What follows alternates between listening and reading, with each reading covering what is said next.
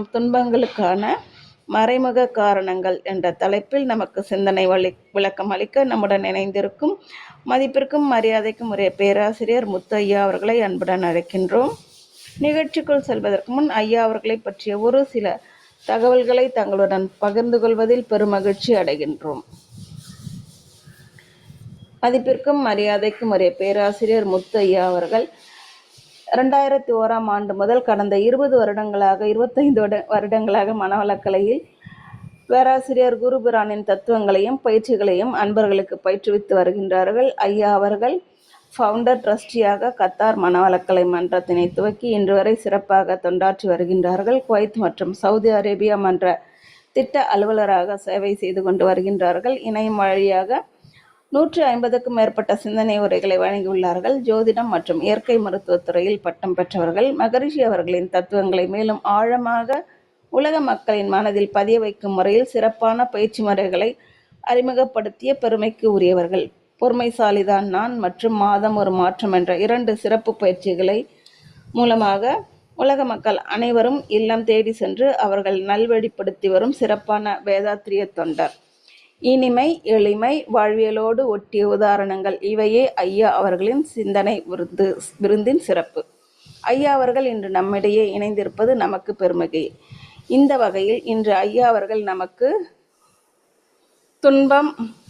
நம் துன்பங்களுக்கான மறைமுகமான காரணங்கள் என்ற தலைப்பில் சிந்தனை விளக்கம் அளிக்க உள்ளார்கள். ஐயா அவர்களை வணங்கி வரவேற்கின்றோம். வாழ்க வளமுடன் ஐயா, வாழ்க வளமுடன்.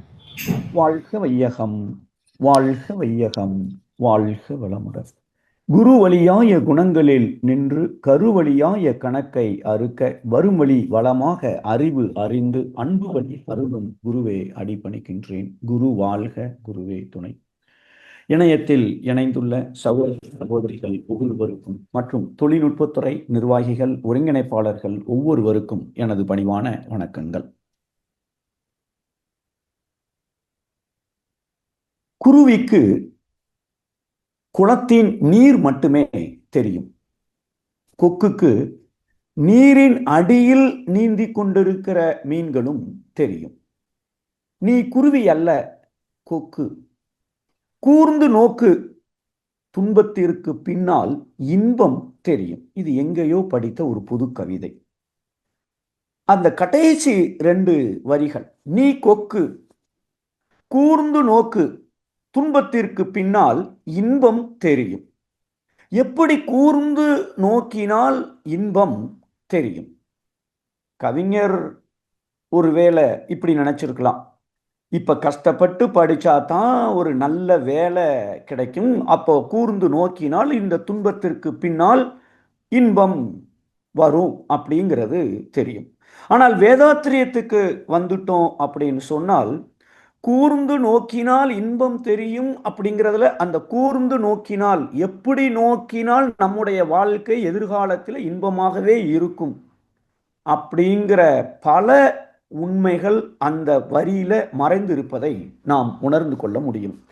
உதாரணத்துக்கு இன்றைய வாழ்க்கை சூழல்ல பார்க்கும்போது 60வது கல்யாணம் பண்ற கணவன் மனைவி கூட மேட்சா ட்ரெஸ்லாம் போட்டுடுறாங்க. ஆனா அந்யோன்யமாக வாழ்ந்து கொண்டு இருக்கிறார்களா?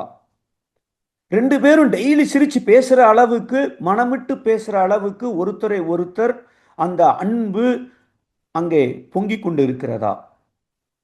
இப்போ இருக்கிற காலத்துல பார்த்தா 50 வயசு ஆனவர் காலேஜில் படிக்கிற பசங்களை வைத்துக்கொண்டு விவாகரத்துக்கு போறாரு. நிறைய இடங்கள்ல கல்யாணமான 5வது வருஷம், 4வது வருஷம், 1 வருஷம் விவாகரத்துக்கு போறாங்க. அப்பா பையனுக்கு இடையில ஒரு ஆத்மார்த்தமான அன்பு இல்லை. மாமியார் மருமகள் பிரச்சனை நின்ற பாடு இல்லை. ஏன் ஒரு நாட்டுக்கும் இன்னொரு நாட்டுக்கும் போர் கூட நடந்து கொண்டே இருக்கிறது.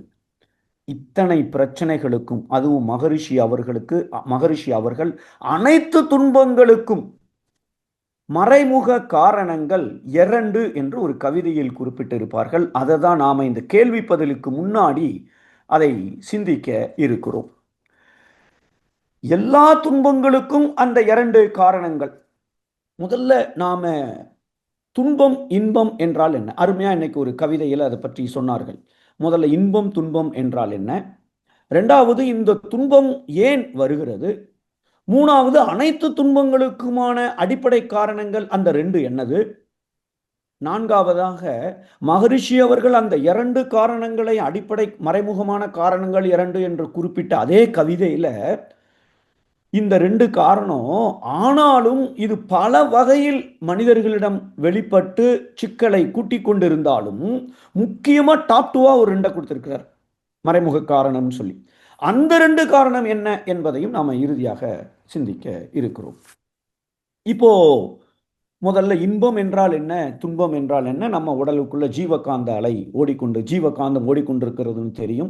அதனுடைய ஏற்ற தாழ்வு தான் இன்பம் துன்பம் என்று ஒரு கவிதையில் குறிப்பிட்டிருப்பார்கள். எப்படி ரோட்ல போனா மேடு இருக்கு பள்ளம் இருக்கு, அதே போல நம்ம உடல்ல ஓடுகிற ஜீவகாந்தம் திடீர்னு கூடுது மேடா, இன்னொரு இடத்துல பள்ளம் ஆகுது, பள்ளமா இருந்தா துன்பம், மேடா இருந்தா அதிகமா இருந்து செலவழிச்சா இன்பம், அப்படிங்கிற அந்த ஜீவகாந்த ஏற்றத்தாழ்வை இன்பம் துன்பம் என்று சொல்லுகிறோம். அதை விட ஒரு பியூட்டிஃபுல்லான ஒரு விளக்கம், டெஃபினிஷன் இன்னொரு கவிதையில் குறிப்பிட்டிருப்பார்கள்.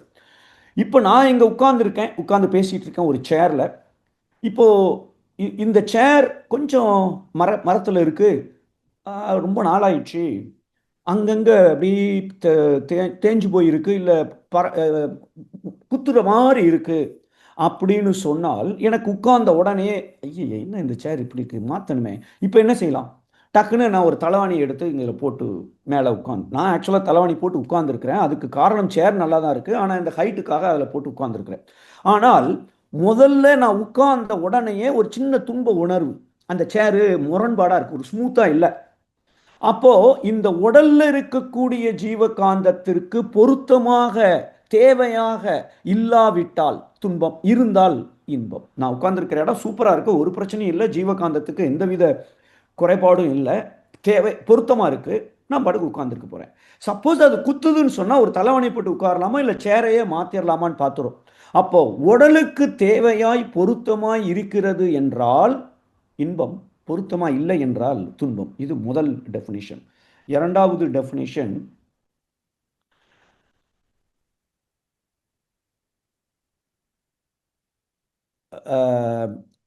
அறிவுக்கு பொருத்தமாக இல்லாவிட்டாலும் அங்கே துன்பம் என்று உணர்கிறோம். அறிவுக்கு பொருத்தம் அப்படின்னு சொன்னா, இவர் அந்த அம்மா சாப்பாடு கொண்டு வந்திருக்காங்க தோசை, இவர் பார்த்த உடனே தோசையை பார்த்தோன்னே இவருக்கு ஒரு துன்ப உணர்வு வருது. ஏன்னா இவருடைய அறிவு சொல்லுது தோசைன்னா இப்படி இருக்கணும், அப்படியே பிய்யாம இருக்கணும், இவர் ஏதோ பிய்யாம அப்படியே முழுசா உள்ள போடுற மாதிரி, அதுவும் நல்ல மொறுமொறுன்னு இருக்கணும், அந்த முனையெல்லாம் ரொம்ப சாஃப்டா, இப்படி ஒரு அறிவுல இவருக்கு ஒரு பதிவுகள் இருக்கிறது. அதற்கு பொருத்தமாக எது இல்லையோ அதை துன்பமாகவும், பொருத்தமாக இருந்தால் இன்பமாகவும் உணர்கிறார்கள். அப்போ இந்த இரண்டாவது டெஃபினிஷன் துன்பங்களுக்கு முக்கிய காரணமாக நாம் எடுத்துக்கொள்கிறோம். ஏன்னா உடல் தேவை, பசி இருக்கு, இல்லை உட்கார்ற சேர் சரியில்லை, இல்லை கீழே உட்கார்ந்துருக்கிறோம், இல்லை இந்த முட்டி வலிக்குது, இதெல்லாம் நம்ம நிவர்த்தி பண்ணியே ஆகணும். ஆனால் அந்த மனசால ஏற்படக்கூடிய துன்பம் எதனாலன்னு கேட்டால் அறிவுக்கு பொருத்தமாக இல்லை. கல்யாணமான உடனே அவங்கவுங்க அந்த சினிமாவில் பார்த்த மாதிரிலாம் கற்பனை பண்ணிட்டு கல்யாண வாழ்க்கை இப்படி இருக்குன்னு வந்தால் அங்கே கொஞ்சம் மாறுபாடு வரும் பொழுது அந்த கணவன் துன்பமாக உணர்கிறான், இல்லை மனைவி துன்பமாக உணர்கிறாள். இது அறிவுக்கு பொருத்தமாக இல்லாததினால் நம்ம துன்பமாக உணர்கிறோம். இது அப்போ இன்பம் துன்பம் என்பது ஜீவகாந்தத்தின் ஏற்றத்தாழ்வு. அது உடலுக்கு பொருத்தமாக இல்லை என்றாலும், அறிவுக்கு பொருத்தமாக இல்லை என்றாலும் துன்பமாக நாம் உணர்கிறோம். இது முதல் விஷயம். இரண்டாவது விஷயம், துன்பம் ஏன் வருகிறது.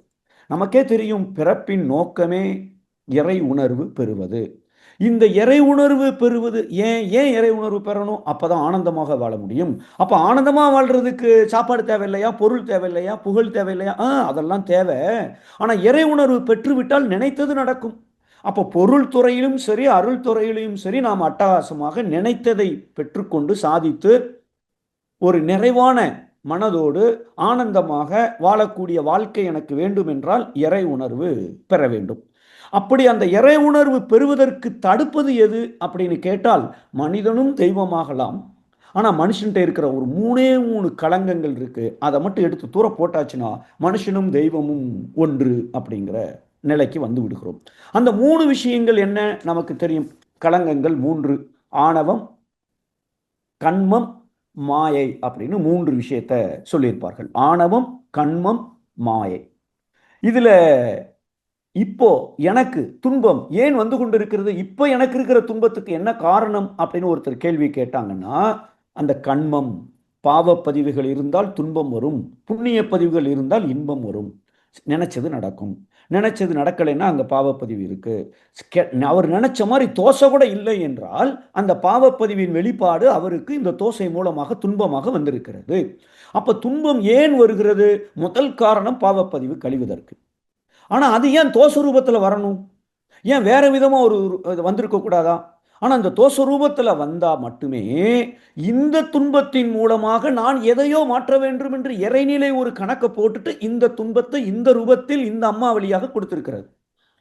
இதை புரிஞ்சுக்கிட்டோம் அப்படின்னு சொன்னால் நமக்கு வரக்கூடிய ஒவ்வொரு துன்பமும் நான் மாற வேண்டும் என்ற ஒரே காரணத்திற்காக. எப்படி மாறணும்? விலங்கினத்திலிருந்து வந்த நாம இந்த விலங்கினத்தன்மையை நீக்கி தெய்வீகத்தன்மையோடு வாழ்வதற்கு எப்படிப்பட்ட சூழ்நிலைகள் இருந்தால் என் தவறை நான் உணர்ந்து என்னை சீர்திருத்தம் செய்து கொள்வேனோ அதற்கு ஏற்றாற்போல் துன்பம் அந்த நேரத்தில் அந்த ரூபத்தில் அந்த அளவில் எனக்கு கொடுக்கப்பட்டு கொண்டிருக்கிறது.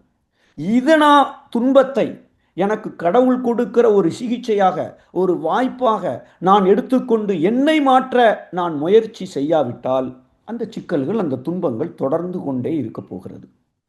அப்போ துன்பம் ஏன் வருகிறது? பாவப்பதிவு கழியிறதுக்கு. ஏன் கழியணும்? அப்பதான் சீக்கிரம் இறை உணர்வு பெற முடியும். இது முதல் காரணம். ரெண்டாவது, இந்த துன்பம் ஏன் எனக்கு இப்படி வந்திருக்கிறது? நான் எதையோ இதை மாற்ற வேண்டும், என்னுடைய குணத்துல செயல்ல நான் எதையோ மாற்ற வேண்டும். மாற்றினால் மட்டுமே இந்த துன்பம் என்னை விட்டு போக போகுது. அப்ப நான் எதை மாற்ற வேண்டும்? எந்த குணத்தை இல்லை எந்த செயலை மாற்ற வேண்டும்? விலங்கினத்தன்மையிலிருந்து தெய்வீகத்தன்மைக்கு நாம மாறிக்கொண்டே இருக்க வேண்டும். இப்போ நாம் எப்படி இப்போ எந்த புரிதலோடு நாம் வாழ்ந்து கொண்டிருக்கிறோம் அப்படின்னு ஒரு கேள்வியை கேட்டால், மனவளக்கலையில் முதல் வால்யூம்ல முதல் சாப்டர்ல முதல் பக்கத்துல மகரிஷி அவர்கள் எழுதியிருப்பார்கள். எல்லா மனிதர்களும் இன்பமாக வாழ ஆசைப்படுகிறார்கள். செய்த தவறுக்கான தண்டனையை துன்பமாக அனுபவிக்கும் பொழுது மீண்டும் தவறு செய்கிறார்கள். அப்போ ஏற்கனவே செய்த பதிவு தப்பின் காரணமாக தோசை பிஞ்சு போய் வந்திருக்கு. இந்த இடத்துல இந்த பிஞ்ச தோசையையும் அவர் சரியா புரிஞ்சுக்காம இந்த இடத்துல ஒரு குறைய சொல்லி ஒரு புதுசா ஒரு பாவத்தை செய்து விட்டால் மீண்டும் தவறு செய்கிறார்கள், மீண்டும் மீண்டும் துன்பத்தை அனுபவித்துக் கொண்டிருக்கிறார்கள் அப்படின்னு அங்க மகரிஷி அவர்கள் அந்த மனவளக்கலையில முதல் வால்யூம்ல எழுதியிருப்பார். அப்படி என்றால் இப்போ நமக்கு வரக்கூடிய துன்பம் அது என்னை மாற்றுவதற்குங்கிற ஒரு புரிதல் இல்லை என்றால், நான் மாறாமல் அதே விலங்கினத்தன்மையோடு என்னுடைய பதிவுகளின்படி நான் வாழ்ந்து கொண்டிருக்கிறேன் என்றால் வரக்கூடிய துன்பம் நிறைய நீண்டு கொண்டே போகும். பல துன்பங்கள் வந்து கொண்டிருக்கும். வாழ்க்கையில முன்னேற்றம் என்பது இருக்காது. வாழ்க்கையில முன்னேறணும்னா சீர்திருத்தம் என்பதை நான் கடைபிடிக்க வேண்டும். மகரிஷி அவர்கள் இதை நமக்கு சொல்லியிருப்பாங்க. அப்போ அனைத்து துன்பங்களுக்கான காரணம் நான் மாற வேண்டும். இப்ப எதை மாற்றணும்? இப்போ 50 வயசுல இருக்கிற ஒரு கணவன் மனைவிக்கு இடையில ஒரு ஆத்மார்த்தமான அன்பு பரிமாற்றம் இல்லை. இல்ல மாமியார் மருமகளுக்கு இப்ப இடையில பிரச்சனை, பையன் அப்பாக்கு இடையில பிரச்சனை, இல்ல அண்ணன் தம்பி 10 வருஷமா பேசல, ஒரு 2 நாடுகள் போர் தொடுக்குது. எதா இருந்தாலும் சரி, அனைத்து துன்பங்களுக்கும் மகரிஷி அவர்கள் 2 காரணங்களை ஒரு இடத்துல கொடுத்திருக்கிறார்கள். அந்த அந்த தவறு நடப்பதற்கான காரணத்தையும் அவர் சொல்லியிருக்கிறார். அந்த கவிதை வரிகள் இதுதான்: இறை உணர்வு மறந்ததினால் எழுந்த தன் முனைப்பு. எல்லாம் இறைநிலைங்கிற உணர்வை மறந்த உடனேயே நான் சொல்றேன் தோசை இப்படித்தான் இருக்கணும்னு, ஏன் இப்படி இல்லை, இதுதான் தன் முனைப்பு என்று சொல்லுகிறோம். இறை உணர்வு மறந்ததினால் எழுந்த தன் முனைப்பு யான் தனது எனும் 2 உள போக்கால் விரிந்து. இந்த இடத்துல நானு எனக்குள்ளது அப்படிங்கிற ஒரு 2 மனசுல இருக்கிற ஒரு போக்கு, உளப்போக்கால். அது சும்மா இல்ல, விரிந்து கொண்டே போகிறது. உளப்போக்கால் விரிந்து. அப்புறம் ஒரு 2 லைன்ல ஒரு 2 விஷயங்கள் இருக்கு. இந்த 2 விஷயம் என்னன்னா, இந்த தன்முனைப்பு பல வகைகள்ல பல இடங்கள்ல பல விதங்கள்ல அது வெளிப்படுகிறது. ஆனாலும் இந்த தன்முனைப்பை இந்த 2 விஷயம் அடுத்தால சொல்ற இந்த 2 காரணங்கள்ல மனிதர்கள் பெரும்பாலான துன்பங்களுக்கு காரணங்களாக அதை செயல்படுத்தி கொண்டு இருக்கிறார்கள் அப்படிங்கிற அர்த்தத்துல அடுத்த ஒரு 2 லைன் இருக்கும். அதுக்கு அடுத்த லைன்ல என்ன சொல்றாரு? உலக மக்கள் வாழ்வில் நேர்ந்துள்ள துன்பங்கள் அனைத்தும், உலக மக்கள் வாழ்வில் நேர்ந்துள்ள துன்பங்கள் அனைத்தும் இவ்விரண்டும் மறைமுகமாய், எவ்விரண்டும்?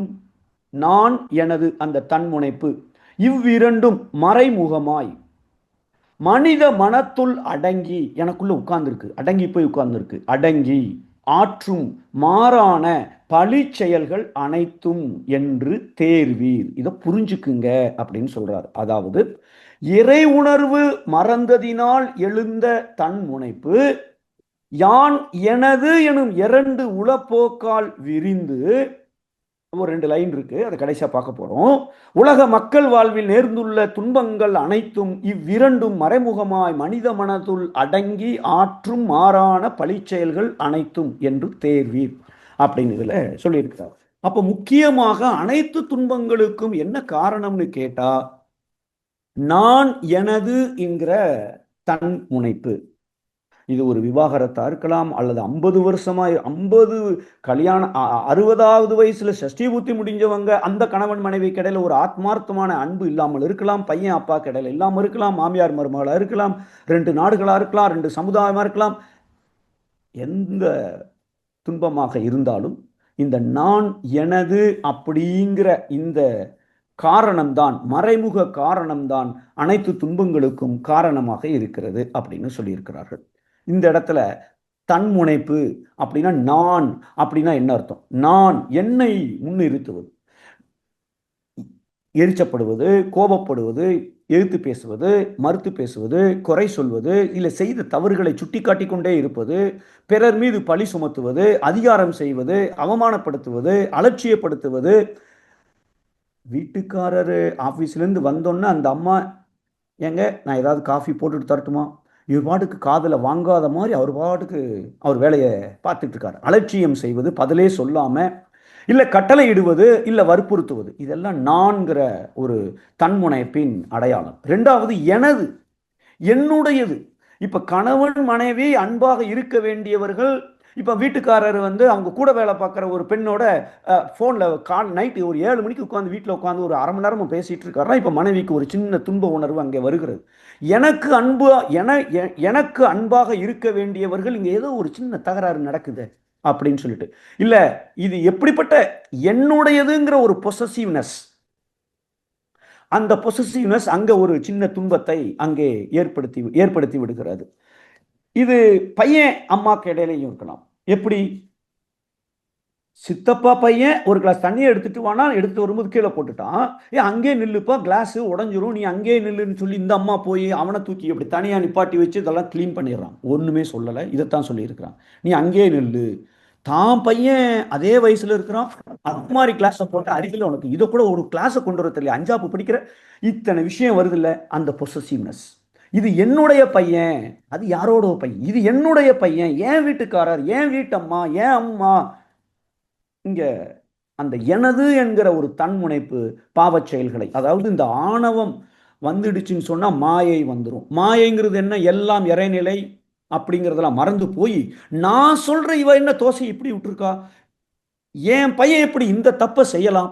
இப்போ இந்த நான் எனது அப்படிங்கிற தன்முனைப்பு மாயையை நம்மளை சிக்க வைத்து விடுகிறது. மாயைக்குள்ள சிக்கிட்டோம்னா கண்டிப்பாக பாவம் விடுகிறது. ஏன்னா எரிச்ச கோபப்படுறது எல்லாம் அங்க வந்துடுது.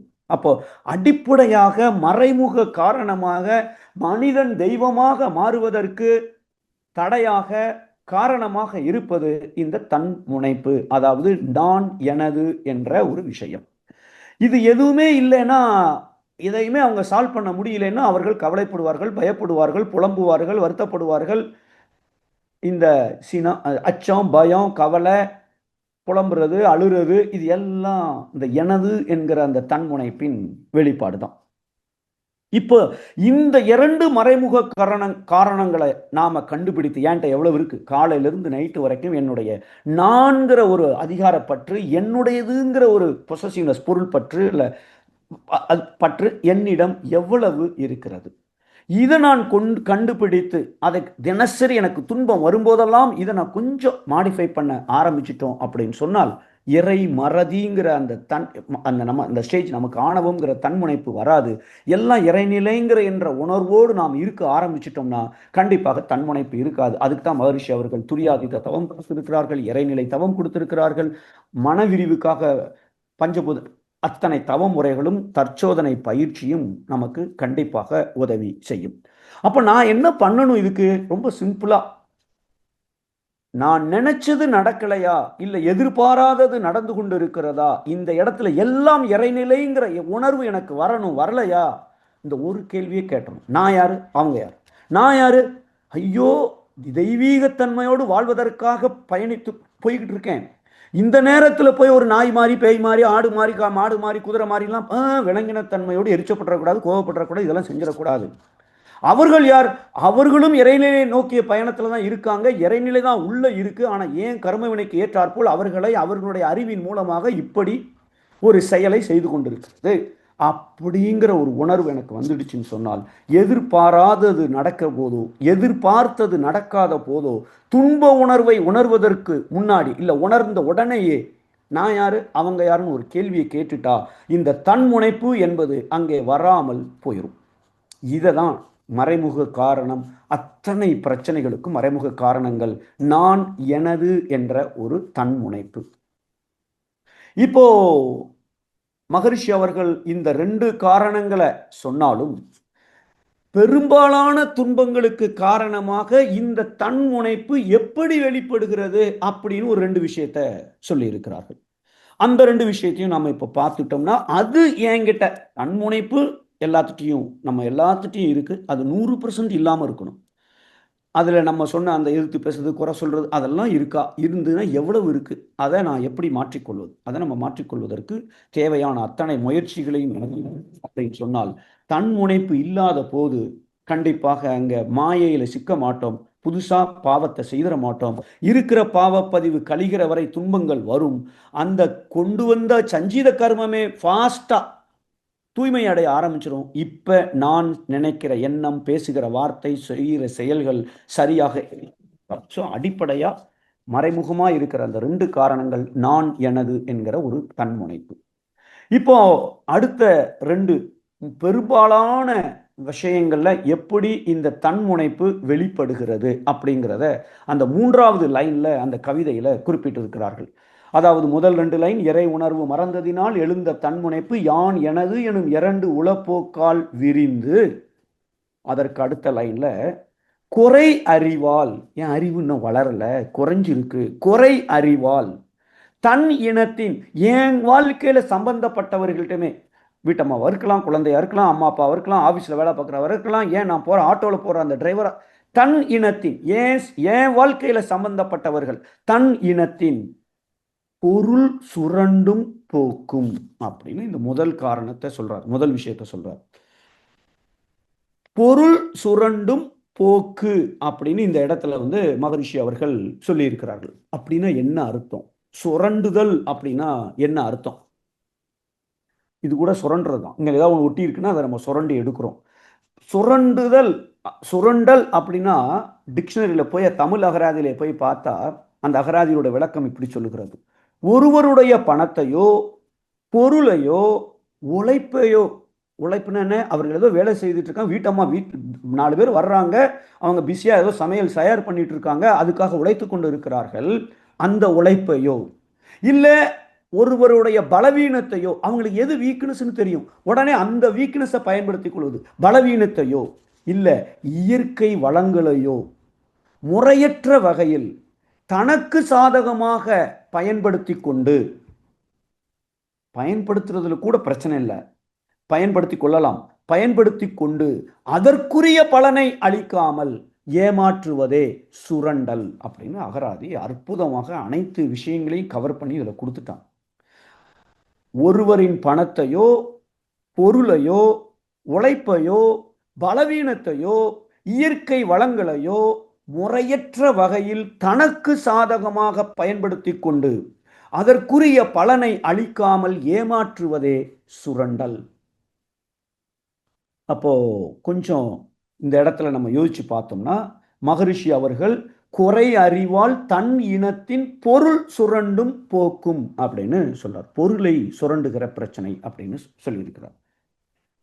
நம்ம வீட்டிலேயே வந்து வீட்டம்மாவோட உழைப்பை எவ்வளவு, அவங்க அவ்வளோ நேரம் உழைச்சிட்டு உட்கார்ந்தாலும் இவர் ஆஃபீஸ்லேருந்து வந்த உடனே ஏதாவது ஒன்று நம்ம சொல்லி அந்த உழைப்பை இருக்கிறதா இருக்கட்டும், இல்லை பொருளை சுரண்டுவதாக இருக்கட்டும், இன்னைக்கு சமுதாயத்தில் நடக்கிற இது குடும்பத்துக்குள்ளேயும் நடக்கு, வெளியிலையும் நடக்கு. அண்ணன் தம்பி 10 வருஷமா பேசுறது இல்லை.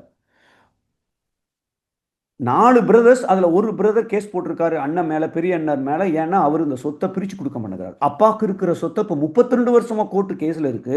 அந்த சொத்தை யாரும் அனுபவிக்க முடியல. அட்லீஸ்ட் அந்த பெரியவராக அனுபவிச்சிருக்கு, அதுவும் அனுபவிக்கல. ஆனால் இந்த சொத்து தகராறு ஏன் நடக்கு? பிறர் பொருளை சுரண்டக்கூடிய அந்த போக்கு. வரதட்சணை கொடுமை ஏன் இது நடக்குது? Again problem. தீபாவளிக்கு அந்த வீட்டில் இருக்கிறவர், அவங்க வீட்டில் அவங்க 2 பிரதர், அம்மா அப்பா 3 ஃபேமிலிக்கும் ட்ரெஸ் வாங்கி கொடுக்கலாம் அப்படின்னு நினச்சி ட்ரெஸ்ஸை வாங்கிட்டு கடைக்கு கூட்டு போகிறார். சொல்லிட்டார், ஒரு ஃபேமிலிக்கு 30,000 ரூபாங்க, நான் 90,000 பட்ஜெட்டு, 2 பிரதர்ஸ், அம்மா அப்பா எல்லாரையும் கூட்டு போயிட்டார். அப்போ 3 × 3 3 ஃபேமிலிக்கு 90,000 எடுக்கணும். இவருக்கும் எடுக்கிறார். இவர் 30,000 கரெக்டாக என்ன சேலை எடுக்கணும், எது எடுக்கணும் அதெல்லாம் எடுத்தாச்சு. இப்போ அவங்க 30,000க்கு எடுக்கணும். பில்லை போய் போட்டு பார்த்தா மொத்தம் 90,000. நான் 3 12, அவங்க 3 பேருக்கு மட்டும் 90,000 வந்திருக்கணும். அதுவே 1.8 lakhs வந்துச்சு. ஆல்மோஸ்ட் டபுள் வந்துடுச்சு. இப்போ இவர் மனசுக்குள்ள நினைக்கிறார், நம்ம பட்ஜெட் 30,000 சொன்னோமே, இவங்க இருக்கிறதுலே காஸ்ட்லியான புடவை, காஸ்ட்லியான ஷர்ட்டு, காஸ்ட்லியான பேண்ட்டு. இப்போ இவர் இனிமேல் இந்த மாதிரி தப்பை மட்டும் செஞ்சிடவே கூடாது. அவங்களுக்கு பிடிக்கலையோ ஏதோ ஒரு ட்ரெஸ்ஸை வாங்கி கையில் கொடுத்துட்றோமே ஒழிய இப்போ இவர் ஏன் நினைக்கிறாரு, அவங்க என்ன நினைக்கிறாங்க, அவன் செலவழிக்கிறான், நம்ம இருக்கிறதுல பெஸ்ட்டாக வாங்கிருமே. இப்போ இது குடும்பத்துக்குள்ளேயும் இது இருக்கு. பிறர் பொருள் சுரண்டக்கூடிய ஒரு மனப்பான்மை. இது பையன் அவனுடைய 31வது வயசுல 1.5 கோடிக்கு ஒரு ஃப்ளாட் வாங்கியிருக்கான். அது அம்மா அப்பாட்டையே சொல்லலை. ஏன் சொல்லலை? அவங்க ஏற்கனவே கொஞ்சம் எதிர்பார்த்துட்டு இருக்காங்க நிறைய. இதை நான் சொன்னா இன்னும் கொஞ்சம் எதிர்பார்ப்பாங்களோ அப்படிங்கிற பையன் அந்த பையனுக்கு. அப்போ இந்த பொருள் சுரண்டுதல் என்பது எல்லா இடங்கள்லையும் இருக்கு. கல்யாணம் நடக்கணும், பொண்ணு வீட்டில் கல்யாணம் பண்ணுறாங்க. இப்போ இந்த மாப்பிள்ளை அழைச்சிட்டு வர்றதுக்கு எப்படி அழைச்சிட்டு வர போறீங்கன்னு கேட்குறாங்க மாப்பிள்ளை வீட்டுக்காரங்க. ஒரு காரில் அழைச்சிட்டு வர்றாங்க, அதுக்கு இந்த மேளம்லாம் வச்சுருக்கோங்க. என் பையனை குதிரை வண்டியில் கூட்டிகிட்டு வரணும், அது இந்த குதிரை வண்டியில் வரணும், இவ்வளவு வரணும், அது வரணும், இந்த சாப்பாடை பண்ணணும். அத்தனையும் பொருள் சுரண்டுதல். இந்த பொருள் சுரண்டுதல் தன்முனைப்பின் ஒரு வெளிப்பாடு. மகரிஷி அவர்கள் இந்த பொருள் சுரண்டுதல்ங்கிறது பெரும்பாலான நிறைய துன்பங்களுக்கு இது ஒரு காரணம் என்று சொல்லுகிறார்கள். இன்னொரு காரணமும் இருக்கு. இப்போ இந்த மாதிரி நாம அடுத்தவர்களுடைய, இப்போ நாங்கள் போன மாதம் சைனா போயிருந்தோம், ஒரு 32 பேர். அங்கே ஒவ்வொரு இடத்துலையும் ஹோட்டலில் தங்கிட்டு போகிறோம். ஏர்போர்ட்டில் அங்கே உள்ளே இருக்கிற டொமஸ்டிக் ஏர்போர்ட்டுக்கு போகும்போது எல்லாருக்குமே சொல்லிட்டாங்க, அங்கே வந்து தண்ணீர் பாட்டிலு இல்லை நீங்கள் ட்ரிங்க்ஸு இதெல்லாம் எதுவுமே அலோடு கிடையாது, பேக்கேஜை கிளியராக வச்சுக்குங்கன்ட்டு. அந்த 32 பேரில் ஒருத்தர், அவங்க ஒய்ஃபு, அவங்க பையன் 3 பேர் நினைக்கிறேன். அந்த எக்ஸ்ரேல ஸ்க்ரீன் பண்ணி வருது. நாங்கள்லாம் எல்லாம் க்ளீனாக பாஸ் ஆகிட்டோம். இவர் உள்ள தண்ணீர் ஏதோ ஒன்று இருக்குன்னு சொல்கிறான். இப்போ ஓப்பன் பண்ணுறாங்க. 2 பேர் 4 பேக்கு, 4 பேக்லேயும் ஒவ்வொரு பேக்குக்குள்ளேயும் 2 வாட்டர் பாட்டில் வச்சுருக்காரு. ஏற்கனவே அவங்க சொல்லியிருக்காங்க. ஆனால் இப்போது எங்கேயோ ஒரு இடத்துல கிடைக்குது தண்ணி பாட்டில், நம்ம எடுத்து வச்சுக்கோமே. கல்யாண வீட்டிலே கொடுக்குறாங்க, ஒரு இந்த பக்கம் 2, இந்த கையில் 2, ஒரு 4 வச்சுக்குமே அப்படின்னு நினைக்கிறோம். இல்லை ஆஃபீஸ்லேருந்து ஒரு பென்சிலை தூக்கிட்டு வர்றோம், இல்லை ஒரு பேனாவை தூக்கிட்டு வர்றோம். மேனேஜருக்கு தெரியாது இல்லை. இப்போ நாங்கள் மன்றத்திலே 2005 2007 வரைக்கும் மன்றத்துக்கு தேவையான அந்த மெடிடேஷன் இன்ஸ்ட்ரக்ஷன் ஷீட்டு, காயக்கல்ப புக்கு எல்லாம் ஆஃபீஸில் தான் ஜெராக்ஸ் எடுக்கிறேன். எப்போ இந்த அறிவு வந்ததோ அப்போமே மேனேஜர்கிட்ட சொல்லி நான் ஜெராக்ஸ் எடுத்தால் பிரச்சனை இல்லை. மேனேஜர்கிட்ட சொல்லாமல் நான் ஜெராக்ஸ் எடுத்தால் பிறர் பொருளை சுரண்டுவதற்கு தான் அங்கே சமம். அப்போ நாங்கள் காசு கொடுத்து வெளியில் அதை மன்றத்துக்கு தேவையானது நாங்கள் எடுக்க ஆரம்பிச்சிட்டோம். அப்போது பிறர் பொருள் சுரண்டுதல் அப்படிங்கிறது ஒரு மிகப்பெரிய ஒரு விஷயம். இதுதான் இன்னைக்கு வந்து நாட்டில் உலக சமுதாய அளவில் போனோம்னா இந்த லஞ்சம் வாங்குறதுக்கு காரணமாக இருக்கட்டும், இல்லை ஒரு சில மருத்துவமனைக்குள்ள போனாலேயே இந்த பேஷண்ட்டு பணக்காரனா ஏழையான்னு பார்த்து அதுக்கு தகுந்த மாதிரி சிகிச்சை அளிக்கிறதா இருக்கட்டும், இல்லை வீட்டில் ஒரு பல்ப் எரியலைன்னு ஒரு எலக்ட்ரீஷியனை கூப்பிட்டா வீட்டில் 2 ஃப்ரிட்ஜ் வச்சுருக்காங்களே, எல்லாம் பயங்கரமாக இருக்க, சோஃபாவே பார்த்தாலே சூப்பராக இருக்க, அவன் வெறும் ஒரு சின்ன ஒயர் லூஸாக இருந்திருக்கும், அவன் அது ஒரு 10 காரணத்தை சொல்லி அதை வாங்கணும் இதை வாங்கணும்னு சொல்லி 300 ரூபாவில் முடிய வேண்டியதை 4000 ரூபாய்க்கு கொண்டு போய் இழுத்து விட்டுறதா இருக்கட்டும். இல்லை ஒரு டாக்ஸியில் ஏறி இருக்கும், எப்படி போகணுமோ அப்படி போகாமல் கொஞ்சம் அப்படி 2 சுற்று சுற்றி கூட ஒரு 100 ரூபாயை வாங்குறதாக இருக்கட்டும், இல்லை உழைப்புக்கேற்ற ஊதியம் தராத நிறுவனங்களாக இருக்கட்டும், கம்பெனி வேலை வாங்குறாங்க, அவ்வளவு பிழிஞ்சு கரும்பு சாறை எடுக்கிற மாதிரி ஆளை உழைச்சி பிழிச்சு எடுக்கிறாங்க. ஆனால் அதுக்கு ஏற்ற இந்த சம்பளம் கொடுக்குறதாம இருக்கட்டும், இல்லை வணிக நிறுவனங்கள் டிவி மூலமாக அட்வர்டைஸ்மெண்ட் போடுறாங்க, ஒரு தரமற்ற பொருளுக்கு ஒரு சூப்பரான ஆடை போட்டு ஏமாத்துறதாக இருக்கட்டும், இல்லை இன்னைக்கு சைபர் செக்யூரிட்டின்னு ஒன்று இருக்குது. நீங்கள் கம்ப்யூட்டர் வச்சிருக்கலாம், மொபைல் ஃபோனில் ஜிபே பண்ணலாம், அதை எவனோ ஒருத்தன் ஹேக் பண்ணி உங்கள் அக்கௌண்ட்லேருந்து பணத்தை சுரண்டிடலாம். இதெல்லாம் நாம் பார்த்தோம் அப்படின்னு சொன்னால் இந்த பொருள் சுரண்டுதல் பல துன்பங்களுக்கு காரணமாக இருக்கிறது. உலக அளவில் பார்த்தா 10% மக்கள் 75% உலக சொத்துக்கு சொந்தக்காரர்களாக இருக்கிறார்கள் அப்படின்னு புள்ளி விவரம் சொல்லுது. அப்போ இந்த அளவுக்கு அது பாதித்திருக்கிறது என்றால் மகரிஷி சொல்ற அந்த விஷயத்தை நாம கொஞ்சம் புரிந்து கொண்டு காலையிலிருந்து நைட்டு வரைக்கும் நான் இதை செய்கிறேன், செய்கிறேன் அப்படின்னா சூப்பர், செய்கிறேன் அப்படின்னா அதை மாற்றுவதற்கு முயற்சி செய்யணும். இப்போ 2வது காரணம், மகரிஷி அவர்கள் 2வதாக எந்த காரணத்தை சொல்லி இருக்கிறார்கள்? இது அந்த முதல் காரணத்தை விட ரொம்ப ரொம்ப ரொம்ப முக்கியமான காரணம். இன்னைக்கு பல குடும்பங்கள்ல, பல நிறுவனங்கள்ல, பல உறவுகள் ஸ்பாயில் ஆகிறதுக்கு இதுதான் மெயினான காரணம். அதுல என்ன சொல்லி இருக்கிறாங்கன்னா, சுப்பு அவர் மனைவி எதை சொன்னாலும் சரி கேட்கவே மாட்டார். அந்த அம்மா சினிமாவுக்கு போலான்னா இவர் கோயிலுக்கு போலாம் பார், இல்ல அந்த அம்மா கோயிலுக்கு போலான்னா இவர் சினிமா, என்ன சொன்னாலும் சரி, உப்புமா பண்ணாட்டா நான் தோசை விடும்பார், தோசை பண்ணாட்டா இன்னொன்று எனக்கு சப்பாத்தி கொடும்பார். இப்படி எதை சொன்னாலும் ஏட்டிக்கு போட்டியா சொல்லி டார்ச்சர் பண்றது சுப்புவோட வழக்கம். ஏன் இப்போ அந்த அம்மாவுக்கு அந்த துன்பம், இவர் ஏன் இதை இப்படி செய்யறாரு? 2வது, வீட்டம்மா எதை செஞ்சாலும் சரி, ஒரு 4 ஒரு சாம்பார், ஒரு ரசம், ஒரு அவியல், ஒரு பொரியல், மோர் முதற்கொண்டு கூலா இருக்கே கடையில் வாங்கியிருக்கமேனு தாளிச்சு வச்சிருக்கிறாங்க, அங்கன ஒரு குறையை கண்டுபிடிச்சு இவர் சொல்றது. இவருக்கு திருப்தியே கிடையாது. எதை எடுத்தாலும் சரி ஒரு குறையை கண்டுபிடிச்சு வீட்டம்மா ஏதோ ஒரு குறையை சொல்றது. இல்லை இந்த மாமியார் மருமகள் இணக்கமான ஒரு உறவு இல்லாத ஒரு ஒரு ஒரு சூழ்நிலை பல வீடுகளில் பார்க்குறோம். இந்த மாதிரியான துன்பங்களுக்கு, சிக்கல்களுக்கு எது மறைமுக காரணமாக இருக்கும்? அடிப்படை மறைமுக காரணம் தன்முனைப்புன்னு பார்த்துட்டோம்.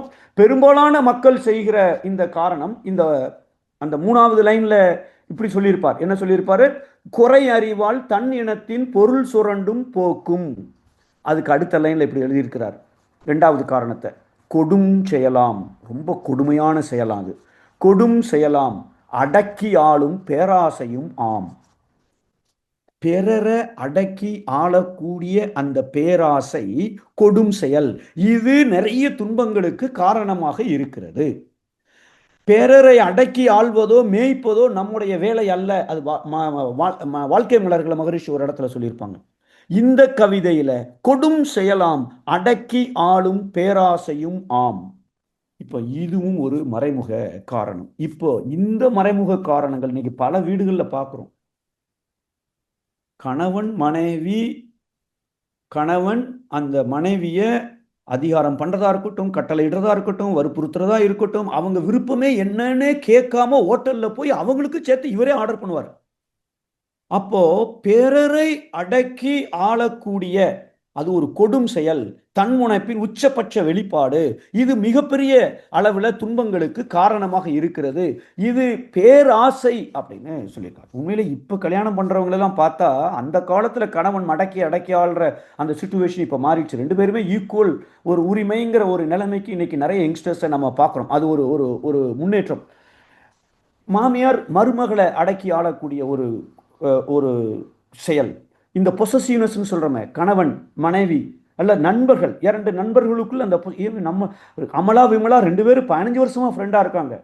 இப்ப நேத்து சினிமா போனதை விமலா அமலாட்ட சொல்லலைன்னு அமலாக்கு கஷ்டம், துன்பம். இவங்க ஏன் சொல்லலை? இவங்க நம்ம ஃப்ரெண்ட்ஷிப்பை விட்டுருவாங்களோ, நம்மளை வேண்டாம்னு ஒதுக்க ஆரம்பிச்சிட்டாங்களோ, இப்படிலாம் உள்ள வருது.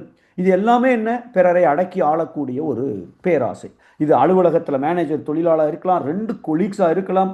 இப்படி நம்ம பார்த்தோம்னா இந்த பேராசை தான் உறவுகளை முறிப்பது மட்டுமல்ல, நம்முடைய பாவச் செயல்களை மகரிஷி அவர்கள் கொடும் செயல் என்று ஒரு வார்த்தையை பயன்படுத்தி இருக்கிறார்கள். அப்போ அதனுடைய செயலோட பாவத்தின் அளவு மிக அதிக அளவில் இருப்பதனால் நம்முடைய துன்பங்கள் மிக அதிக அளவில் கூடிக்கொண்டே இருக்கிறது, இல்லை நீண்டு கொண்டே இருக்கிறது.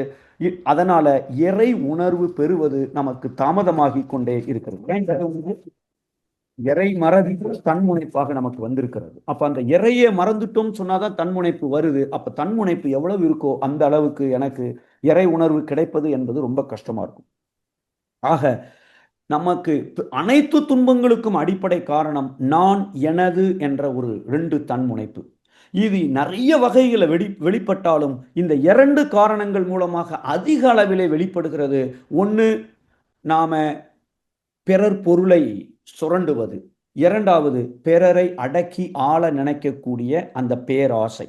இந்த 2யும் நாம கொஞ்சம் காலையிலிருந்து நைட்டு வரைக்கும் எந்த அளவுக்கு இதை செய்திருக்கிறோம் அப்படின்னு கொஞ்சம் யோசிச்சு பார்த்துட்டோம் சொன்னால் கண்டிப்பாக நம்ம துன்பங்கள், நமக்கு இருக்கிற துன்பங்களிலிருந்து விரைவாக நாம் விடுபட்டு விடலாம். அந்த கவிதை இதுதான் சொல்லுது. இதுக்கு மகரிஷி கொடுத்திருக்கிற பயிற்சி தான் நான் யார் அப்படிங்கிற ஒரு தற்சோதனை பயிற்சி. அந்த கவிதை நான் இப்ப காமிக்கிறேன், ஷேர் பண்றேன். வாழ்க வளமுடன். ஸோ இறை உணர்வு மறந்ததினால் எழுந்த தன்முனைப்பு யான் எனது எனும் 2 உளப்போக்காய் விரிந்து குறை அறிவால் தன் இனத்தின் பொருள் சுரண்டும் போக்கும் கொடும் செயலாம் அடக்கி ஆளும் பேராசையும் ஆம். மறைமுக காரணம் 2. அது வெளிப்படுகிற விதத்துல பெரும்பாலான இந்த 2 விஷயங்களை மகரிஷி அவர்கள் குறிப்பிட்டிருக்கிறார்கள். நிறை அறிவால் ஆராய்வீர், உலக மக்கள் வாழ்வில் நேர்ந்துள்ள துன்பங்கள் அனைத்தும் இவ்விரண்டும் மறைமுகமாய் மனித மனத்துள் அடங்கி நமக்குள்ளவே உட்கார்ந்துருக்கு. எப்ப வேணுமோ அப்பதான் அது வெளியில வருது. மனித மனத்துள் அடங்கி ஆற்றும் மாறான பழி செயல்கள் அனைத்தும் என்று தேர்வீர். நாம செய்கிற அத்தனை பாவத்துக்கும் இதுதான் அடிப்படை காரணம் என்று மகரிஷி அவர்கள் இங்கே இதை குறிப்பிட்டிருக்கிறார்கள். இந்த ஒரு புரிதலை நாம் ஆழ் மனதில் வாங்கி கொண்டு நம்முடைய எண்ணம், சொல், செயல் மூலமாக நேற்று காலையிலிருந்து நைட்டு வரைக்கும் எப்படியெல்லாம் நான் என்னுடைய தன்முனைப்பை வெளிப்படுத்தி இருக்கிறேன், பிறர் பொருளை சுரண்டி இருக்கிறேன், பிறரை அடக்கி ஆள நினைத்து சில வார்த்தைகளை பயன்படுத்தி இருக்கிறேன், இல்லை சில செயல்களை செய்திருக்கிறேன் என்ற அளவிலே நம்மை நாம் கொஞ்சம் சீர்திருத்தம் செய்து கொண்டால் கண்டிப்பாக அந்த இறை உணர்வு பெற்று நினைத்ததை சாதித்து நாம் ஒரு நிறைவான ஆனந்தமான வாழ்க்கையை வாழ முடியும். அப்படிப்பட்ட வாழ்க்கை எல்லோருக்கும் அமைய எல்லாம் வல்ல இறையவர்களையும் குரு அவர்களையும் வேண்டி வாழ்த்தி வணங்கி இந்த ஒரு சின்ன உரையை நிறைவு செய்கிறோம். கேள்வி பதிலுக்கு நம்ம போலாம். நன்றி. வாழ்க வளமுடன். கேள்வி கேட்க விரும்பும் அன்பர்கள் தங்களுடைய கைபேசியை தாங்களே அன்மியூட் செய்து கொண்டு கேள்விகளை மட்டும் சுருக்கமாக கேட்குமாறு அன்புடன் கேட்டுக்கொள்கிறோம். முதலாவது அன்பராக கிருபாநிதி அம்மா, வாழ்க வளமுடன். ஐயம்மா வாழ்க வளமுடன். ஐயா வாழ்க வளமுடன். ஐயா வாழ்க வளமுடன். வாழ்க வளமுடன். சிறப்பு, நன்றி. வழக்கம் போல உங்களுடைய உரை ரொம்ப சிறப்பு. நிறைய பேர் வந்துருவாங்க, நான் அதுக்குள்ளேயும் கேட்பேன் என்னுடைய கேள்விய. ஐயா, அப்ப நீங்க சொன்னீங்க ஜீவகாந்தத்துடைய ஏற்றம் தாழ்வு, இன்பம் துன்பம், அதாவது உடல் துன்பம், மன துன்பம், அறிவு துன்பம், இது எல்லாமே ஒரு மாயை, கருமம், ஆணவம்ங்கிறத காட்டி நான் எனதுங்கிறதுல ரொம்ப ரொம்ப சிக்கி இருக்கும் அப்படின்னு தான் என்னுடைய அறிவுக்கு தோணுச்சியா. எதை எடுத்தாலும் நான் எனது குறை சொல்லுவது, அதை பத்தி எல்லாம் பேசி காமிச்சிங்க. ஆனா ஐயா, இப்ப நீங்க சொன்னதுல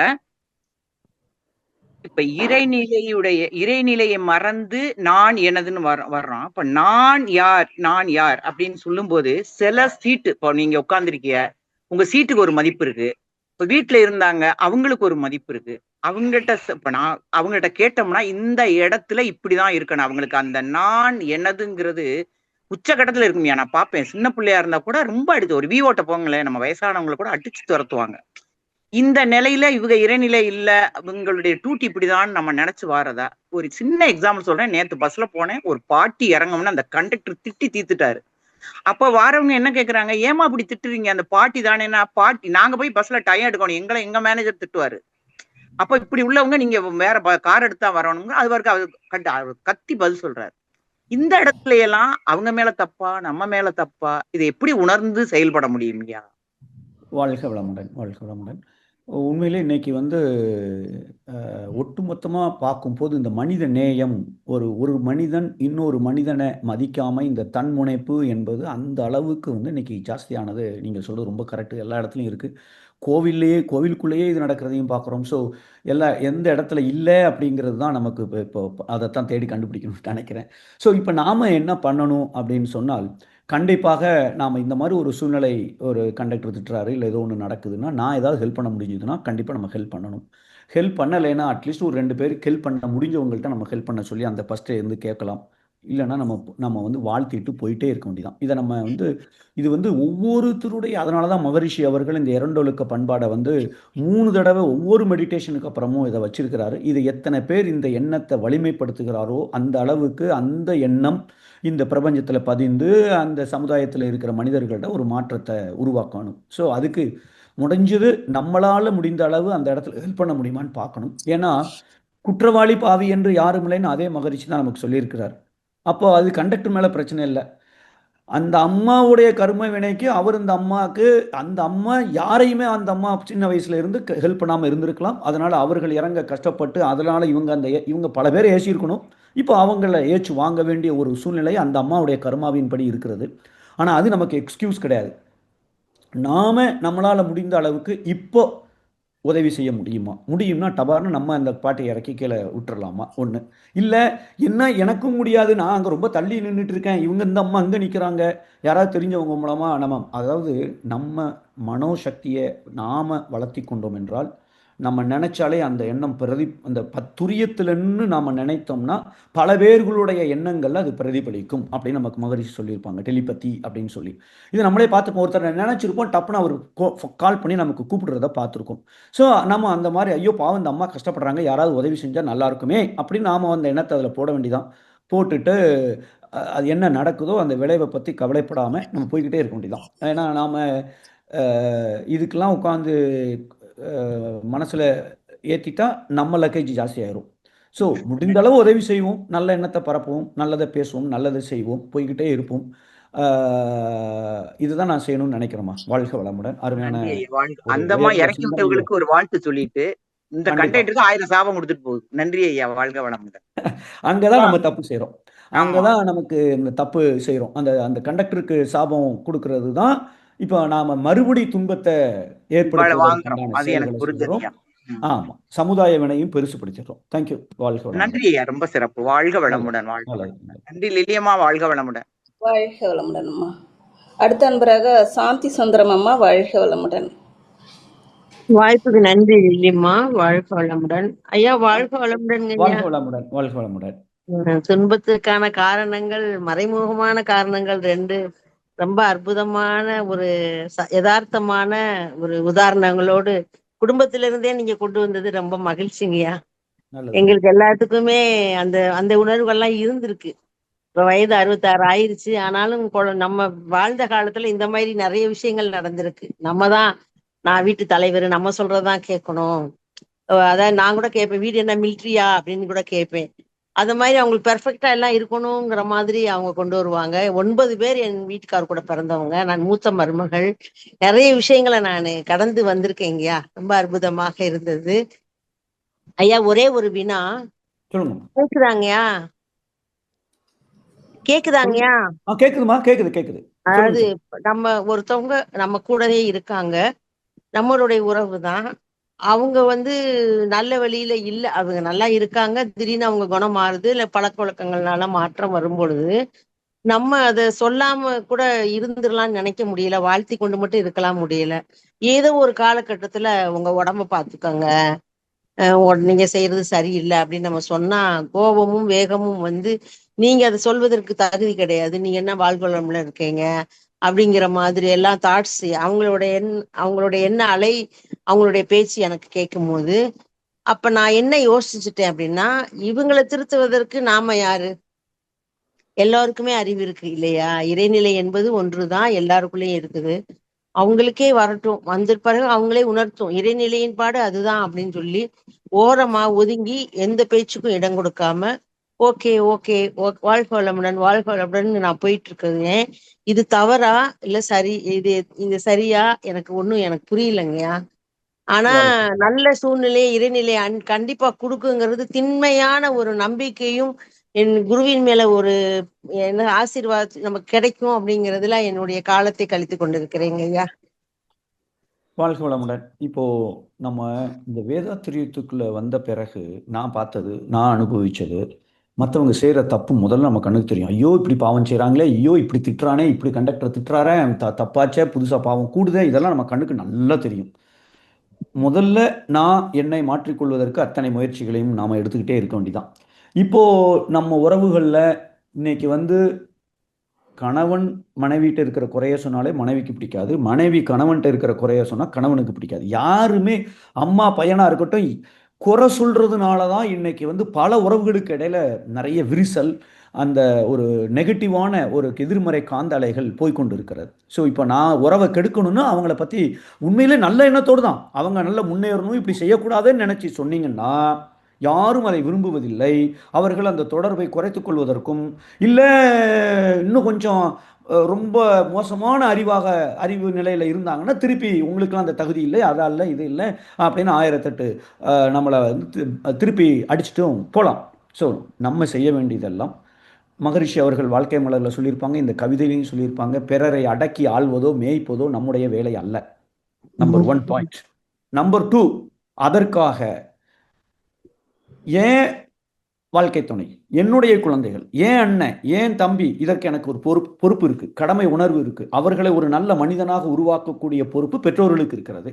இல்லை என் கூட பிறந்தவங்களுக்கு தப்புனா நம்ம செய்யணும். அப்போ இந்த இடத்துல அவர்கள் மனம் புண்படாத மாதிரி, நீங்க இப்படி செய்யறது எனக்கு இப்படி தோணுது, ஆனா நீங்க என்னை விட ஸ்மார்ட், யோசிச்சு பார்த்துக்கங்க, இதை செய்யுங்க, இது தப்பு, இது ரைட்லாம் நீங்க செஞ்ச கரெக்டாக தான் இருக்கும், என் அறிவுக்கு இப்படி தோணுது, என்னன்னே புரியல அப்படின்னு சொல்லிட்டு இடத்த காலி பண்ணிடணும். அவங்க பதிலே எதிர்பார்க்க தேவையில்லை. இப்படி உங்களால முடியலை என்றால் இதை சொல்லலாம், மனசுக்குள்ள வாழ்த்த வேண்டிதான். சந்தர்ப்பம் வரும்போது ஆக்சுவலாக நான் பார்க்கறது, நாம நம்முடைய காந்த சக்தியை கூட்ட கூட்ட கூட்ட கூட்ட உங்களிடம் ஐடியா கேட்குற அளவுக்கு நம்மை உயர்த்தி கொள்ள முடியும். அந்த நேரத்தில் நாம் அதை சொல்கிறது தான் சரியாக இருக்கும்னு நினைக்கிறேன். நம்மளே நிறைய கதை கேட்டிருக்கோம். இப்போ மிகப்பெரிய அவர் மகான்கிட்ட போய் பையன் ஸ்வீட்டாக சாப்பிட்றான், நிப்பாட்டுங்க 10 நாள் கழித்து வாங்கன்னு சொல்லி 10 நாள் கழித்து வந்த பிறகும் அவர் சொல்லலை, எப்பா ஸ்வீட்டு சாப்பிட்றது கெடுதல்னு சொல்லலை, இன்னும் 2 நாள் கழித்து வாண்டிருக்காங்க. 2 நாள் கழித்து வந்த அப்புறம் தான் சொல்லியிருக்கார், சாமி நீங்கள் ஸ்வீட்டை சாப்பிடாதீங்கன்னு இப்படி சொன்னதுக்கு அன்னைக்கே சொல்லியிருக்கேன், உங்களை நானே ஸ்வீட் சாப்பிட்டுட்டு இருந்தோமா அப்படின்னு. அப்போது என்ன புரியுது இதில், நான் மாறாத வரை நான் சொல்லுகிற அறிவுரை யாருக்கும் வேலை செய்யாது, டெம்பரரியாக வேலை செய்யும். என் பையன் கூட படிக்கிற மாதிரி புத்தகத்தை பார்த்து உட்காந்துருப்பான், ஆனால் உண்மையிலே படிக்கணும்னு அவசியம் இல்லை, மொபைல் ஃபோனில் எடுத்திருப்பான். ஸோ அதனால் நம்மளை சுற்றி நடக்கிற அத்தனை விஷயங்களும், இந்த ஒட்டுமொத்த பிரபஞ்சமுமே என்னுடைய காந்த கண்ணாடி. ஸோ அந்த வகையில் நான் எதை மாற்ற வேண்டும், ஒன்றும் இல்லையா பொறுமையை மாற்றிக்கணும் அப்படின்னு நினச்சிட்டு அவர்களை வாழ்த்துவோம். நமக்கு பொறுப்பு உணர்வு, கடமை உணர்வு இருக்கிற கூட பிறந்தவங்க, ரத்த சம்பந்தப்பட்டவங்க, இல்லை ரொம்ப க்ளோஸ் ஃப்ரெண்டுனா கூட நாம் மனசு புண்படாத மாதிரி நாசூக்கா அதை நம்ம இப்படி செஞ்சால் நல்லா இருக்கும்னு எனக்கு தோணுது, நீ யோசிச்சு பார்த்துக்கோ அப்படிங்கிற அளவுக்கு அதை சொல்லிட்டு டிட்டாச் ஆகிட்டு நம்ம பாட்டுக்கு நம்ம வேலையை பார்க்க போயிட்டோம்னா அவங்க யோசிக்க ஆரம்பிச்சிருவாங்க. ஆனால் இன்னைக்கு என்ன நடக்கு வீட்டுக்குள்ளேன்னா, அம்மா பையன்கிட்ட சொல்கிறதா இருக்கட்டும், இல்லை பையன் அப்பாட்ட சொல்கிறதா இருக்கட்டும், எல்லாமே வந்து ஒரு ஒரு ஒரு எனக்கு தான் எல்லாம் தெரியுங்கிற ஒரு அறிவுரைங்கிற மாதிரியே தெரியாமல் நம்ம செய்துட்டோம்னு சொன்னால் அவர்கள் சிந்திப்பதற்கு அது ஒரு வாய்ப்பாக இருக்கும். கண்டிப்பாக அங்கே மாற்றம் ரொம்ப வேகமாக வரக்கூடிய வாய்ப்பு இருக்குன்னு நான் பார்க்குறேன். நன்றிம்மா, வாழ்க வளமுடன். வாழ்க வளமுடன். அதாங்க அந்த காலத்துல சொல்லுவாங்க பாட்டி எல்லாம், பாரு வாழைப்பழத்துல ஊசி ஏத்துற மாதிரி மெதுவா சொல்லிட்டு போறா பாரு அப்படின்னு சொல்லுவாங்க. அப்படி சொல்லியும் மனசு வருத்தப்படும் போது நம்ம அமைதியா வாழ்த்துறதுதான் பெஸ்ட்னு நான் முடிவு பண்ணிருக்கேங்க. கரெக்ட், அதுதான் செய்யணும். அதை நம்ம செய்துட்டோம் சொன்னால் நாம பாசிட்டிவான எதிர்மறை காந்த ஆற்றலை உருவாக்கி கொண்டிருக்கிறோம். கண்டிப்பாக அது வந்து மாற்றத்தை உருவாக்கும். தங்கள் அர்ப்பணிக்க என்னுடைய மனமார்ந்த வாழ்த்துக்கள்ங்க ஐயா. வாழ்க வளமுடன். நன்றி நெல்லிமா. அடுத்த அன்பராக கவிதா கோவிந்தராஜ் அம்மா, வாழ்க வளமுடன். வாழ்க வளமுடன் அம்மா. வாழ்க வளமுடன் ஐயா. வாழ்க வளமுடன். வாழ்க வளமுடன் ஐயா. இப்ப சுரண்டல்னு சொன்னீங்க இல்லைங்கய்யா, இப்ப நம்மளா குடுக்கறது அது வேற தானங்கய்யா? கண்டிப்பா அது சுரண்டல் கிடையாது, நம்மளா கொடுக்கறதுல சுரண்டல் கிடையாது. இப்போ வீட்டம்மாக்கு நானா 4 வளையல வாங்கி கொடுத்தா சுரண்டல் கிடையாது. ஆனா 999 40 நாளா 4 வருஷமா கேட்டு நான் வாங்கி கொடுக்குற அளவுக்கு என்ன புஷ் பண்ணிட்டாங்கன்னா சுரண்டல் தான். ஏன்னா விருப்பம் இல்லை. ஸோ சுரண்டல் என்பது பிறர் பொருள், உழைப்பு, பணம், நேரம், அவங்க விருப்பம் இல்லாம விருப்பத்தோடு செய்துட்டு அதுக்கு சுரண்டலே கிடையாது. என்ன வேணாலும் எவ்வளவு வேணாலும் நம்ம விருப்பத்தோடு செய்யும் பொழுது அங்க மனஸ்தாபமே இல்லையே. சுரண்டல் என்பது ஒரு துன்பமாக இருந்து தன்முனைப்பாக இருக்கிறது அப்படிங்கிறது தானே. நான் நினைச்ச மாதிரியே எனக்கு தோசை இப்படி வேணும், சுரண்டல் தான். ஸோ இது விருப்பப்பட்டு செய்யறது சுரண்டல் கிடையாது. அதே மாதிரி ஐயா ஒவ்வொருத்தருக்கும் ஆகல வீட்டுலன்னா நம்ம ஜீவகாந்தமா அவங்கள்ட்ட ஒத்து வரலன்னு அர்த்தங்களா? ஒத்து வரல அப்படிங்கிறது கரெக்ட் தான். ஆனா ஆகல அப்படின்னு சொன்னால் இப்போ ஒரு தியேட்டருக்கு போயிருக்கோம். 10 வருஷத்துக்கு முன்னாடி இருக்கிற ஒருத்தர் வந்து டிஃபன் பாக்ஸ்ல பொங்கல் வீட்டுல இருந்து கொண்டு வந்திருக்காரு, எடுத்து சாப்பிட ஆரம்பிச்சிட்டார்.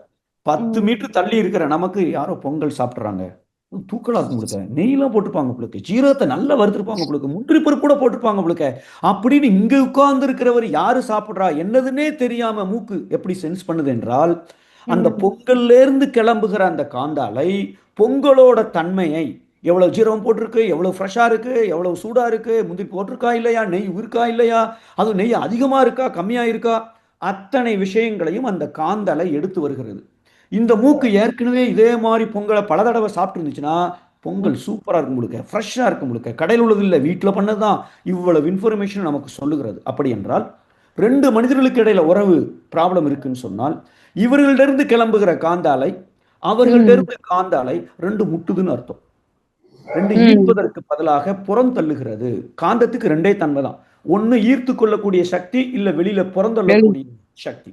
அட்ராக்டிவ் ஃபோர்ஸ், ரிப்பல்சிவ் ஃபோர்ஸ்னு சொல்றோம். அப்ப இந்த 2 பேருமே காந்தத்தை புறந்தள்ளி கொண்டிருக்கிறார்கள் என்றால் இவங்களுக்கு அவங்கள பிடிக்காது, அவங்களுக்கு இவங்களை பிடிக்காது. இது 2 பேரும் தெரியணும்னே அவசியம் இல்லை. ஒரு பஸ் ஸ்டாண்ட்ல இறங்குறீங்க, பஸ் ஸ்டாண்ட்ல 40 பேர் இறங்குறாங்க, அங்க ஒரு 50 பேர் நிக்கிறாங்கன்னா யார் யார் எந்த இடத்துல போய் நிக்கிறாங்கிறது அந்த காந்த அலை இவர்களை ஈர்த்திருக்கிறது. சிகரெட் பிடிக்கிற ஒரு ஆளா இருந்தால் அவர் சிகரெட் பிடிக்காம இருந்திருப்பார், ஆனா அவர்கிட்ட போய் நிப்பாரு, கொஞ்ச நேரத்துல அவர் சிகரெட் பிடிக்கிறதுக்கு அந்த லைட்டர் எடுப்பாரு, இவர் ஒண்ணு கேட்பார். காந்த அலை ஈர்க்கிறது, காந்த அலை புறம் தள்ளுகிறது. இதை எப்படி சரி செய்யலாம்? 2 உறவுகளுக்கு இடையில இப்படி பிடிக்காம இருக்க ஏன் தெரியலையே, ஏன் நான் நல்லதான் நினைக்கிறேன் ஆனா இவன் இப்படி செய்யறானே என்றால் நமக்கு ஆள் மனசுக்குள்ள அவர்களை பற்றிய குறைகள், வெறுப்புணர்வுகள் நிறைய இருக்கு. அது உள்ள இருக்க இருக்க பொங்கல் எப்படி ஃப்ரெஷ்ஷா நெய் போட்டிருக்காங்கன்னு தெரியுதோ, என் கருமையத்தில் இருக்கிற தன்மைகள் என் காந்தாலையில வெளிப்படுகிறது. அப்படி என்றால் அதான் மகரிஷி சொல்லியிருப்பாங்க, என் வாழ்க்கையில சம்பந்தப்பட்ட ஒவ்வொருத்தரையும் பற்றிய நிறைகளை, அவர்கள் எனக்கு செய்த தியாகங்களை, எனக்கு செய்த நன்மைகளை, எனக்கே செய்யல அட்லீஸ்ட் யாருக்கோ செஞ்ச நன்மைகளை, அவர்களுடைய நல்ல குணங்களை மனசுல போட்டு நிரப்ப நிரப்ப நிரப்ப நிரப்ப என்கிட்ட இருக்கிற காந்தலை பாசிட்டிவா மாறும். அவன் ஒரு கொலகாரனா இருந்தாலும் சரி நம்மளை பிடிக்காத அளவுக்கு அவன் மனசு இருக்கும். இதுக்கு வந்து இன்னொரு டெக்னிக்கும் மகரிஷி ஒரு இடத்துல கொடுத்துருப்பாங்க, வாழ்க்கை மலர்கள் நினைக்கிறேன். நம்ம வாழ்க்கையில சம்பந்தப்பட்ட வேலைக்காரனா இருந்தாலும் சரி யாரா இருந்தாலும் சரி, நான் எப்படி இவர்களுக்கு உதவ முடியும்னு நினைச்சா போதுங்கிறார். உதவியெல்லாம் செய்ய தேவையில்லை, நான் எப்படி இவங்களுக்கு உதவி செய்யறது. மாமியார் ஏதோ ஒன்று கேட்குறாங்க, மருமக எப்போவுமே நான் எப்படி உதவி செய்யறது நினைச்சிட்டாங்கன்னா செய்யணும் கூட அவசியம் இல்லை, நினைச்சாலேயே பாசிட்டிவான காந்த அலை, நம்ம வாழ்க வளமுடன் வாழ்த்துறது பாசிட்டிவான காந்த அலை. ஸோ இதெல்லாம் செய்யும் பொழுது 2 மனிதர்கள் ஒத்துக்கலைன்னு சொன்னால் அந்த காந்த அலை மோதி கொண்டிருக்கிறது, புறந்தள்ளி கொண்டிருக்கிறது. இதை மாற்றுவதற்கு குறைகளுக்கு பதிலாக நிறைகளை, நன்மைகளை, தியாகங்களை நாம் நிரப்ப நிரப்ப நிரப்ப கண்டிப்பாக அங்கே அவர்கள் பகையாளியாக இருந்தால் கூட அவங்க மாறிடுவாங்க. இல்லை என்றால் அவர்கள் இவரை விட்டு விலகி போயிடுவாங்க. இந்த 2ல ஏதோ ஒன்று நடக்கும். ஸோ இதைத்தான் நாம செய்யணும். நன்றி, வாழ்க வளமுடன். நன்றிகள் ஐயா, வாழ்க வளமுடன். வாழ்க வளமுடன் அம்மா. வாழ்க வளமுடன் அம்மா. வாழ்க வளமுடன். அடுத்த அன்பராக கேலக்ஸி M01, உங்க பேர் சொல்லிட்டு நீங்க கேள்வி கேட்கலாம். வாழ்க வளமுடன், உங்களுக்கு அட்மிட் கொடுத்துருக்கோம். ஹலோ, வாழ்க வளமுடன் ஐயா. வாழ்க வளமுடன்மா. வாழ்க வளமுடன். வாய்ப்பு தந்தமைக்கு நன்றிங்கம்மா. நன்றிம்மா. உங்க பேர் சொல்லிட்டு கேள்வி கேளுங்கம்மா. என்னோட நேம் வந்து மீனாட்சிங்கம்மா, திருநெல்வேலி மாவட்டம். நல்லதும்மா, கேள்வி தொடரலாமா? சொன்னீங்க, அதாவது நான் எனது அப்படிங்கிற அந்த தன்முனைப்பு தான் வாழ்க்கையில எல்லா துன்பங்களுக்குமே அடிப்படையா இருக்குது அப்படின்னு சொல்லி சொன்னீங்க. அதாவது இப்போ நான் ஃபார் எக்ஸாம்பிள் நேற்று நடந்த என்னோட லைஃப்ல நடந்த ஒரு எடுத்து சொல்றேங்க. அதாவது நேற்று வந்து அமாவாசை, அதாவது எங்களோட மூதாதையர்களை நினைச்சு வழிபடுற ஒரு பழக்கம் உண்டு எங்க ஃபேமிலியில.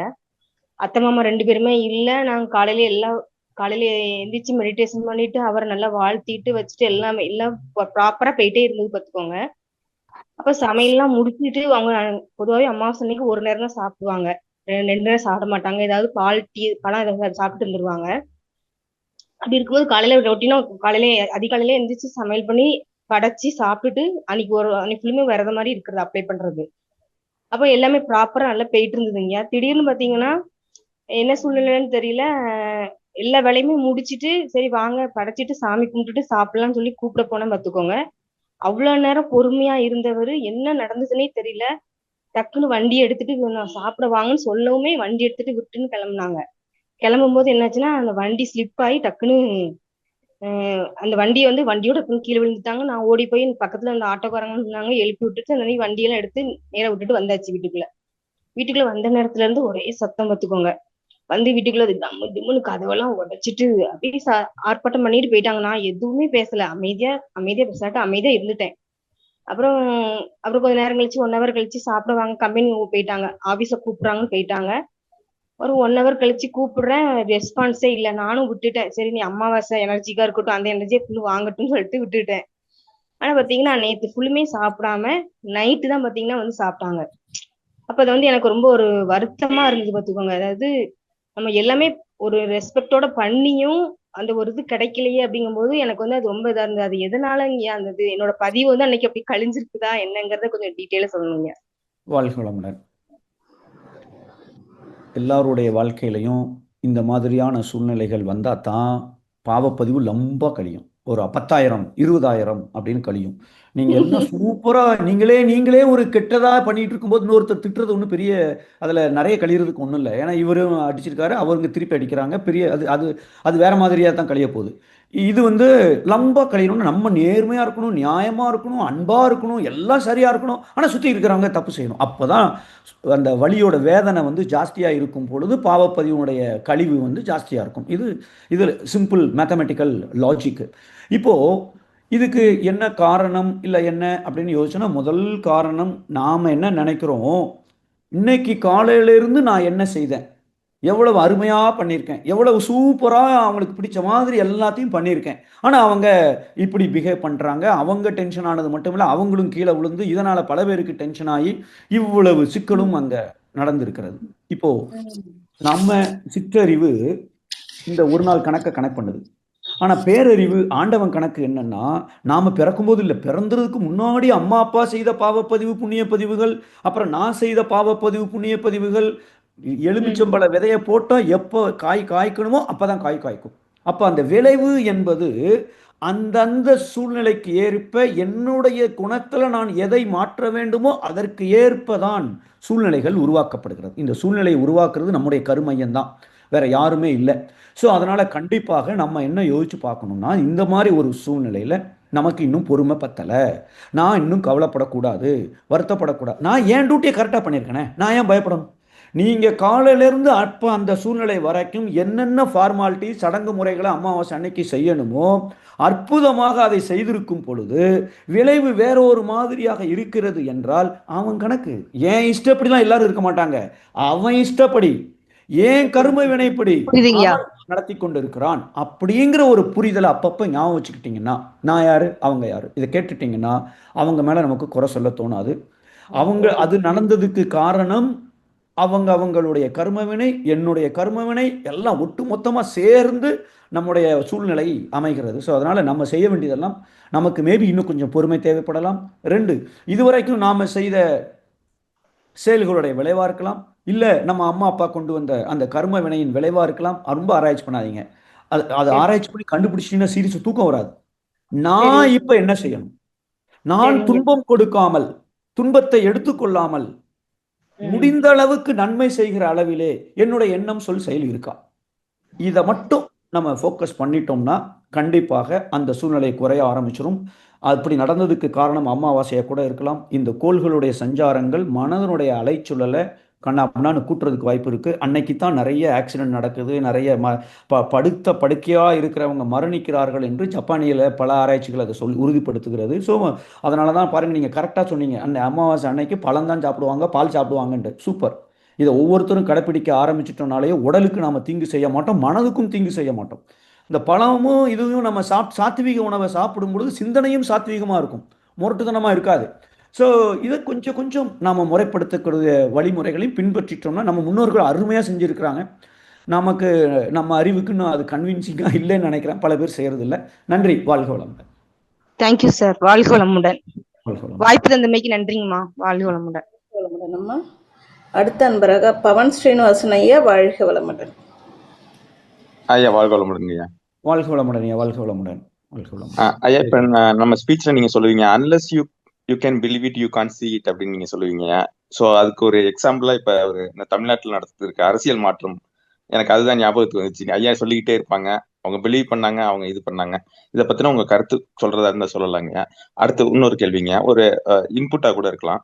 இப்போ ஓரளவுக்கு மனக்குழப்பம் வந்துகிட்டே இருக்குது அப்படின்னா நம்ம தியானம் பண்ணணும், மௌனம் இருக்கும், இந்த மாதிரி சொல்றாங்க. இன்னொன்னு பிசிக்கலாஜிக்கலா தைராய்டு குறைபாடு இருந்தாலும் இந்த மாதிரி குழப்பம் வந்துகிட்டே இருக்குதுங்க. கொஞ்ச நாளுக்கு முன்னாடி நான் ஒரு குழம்புன ஸ்டேஜ்ல இருந்தேன். அப்ப நான் ஃபைன் பண்ணப்ப எனக்கு அந்த தைராய்டு ப்ராப்ளம் இருக்கு. அப்புறம் எனக்கு டேப்லெட் எடுத்ததுக்கு அப்புறம் அந்த ஒரு சீரான இது இருக்குதுங்கய்யா. ஸோ இது ஒரு காரணமா இருக்கலாம். இது ஒரு இன்புட்டாவும் சொல்றேன், உங்களோட ஒப்பீனியன் கேட்கறேங்க. வாழ்க வளமுடன். வாழ்க வளமுடன். இந்த அரசியலை பற்றி நம்ம அங்கே இது பேசக்கூடிய பிளாட்ஃபார்ம் கிடையாது, அதனால் அது செய்கிறது தப்பு. ஆனால் unless you believe it you can't see itங்கிறது ஆராய்ச்சி பூர்வமாக நிரூபிக்கப்பட்டது.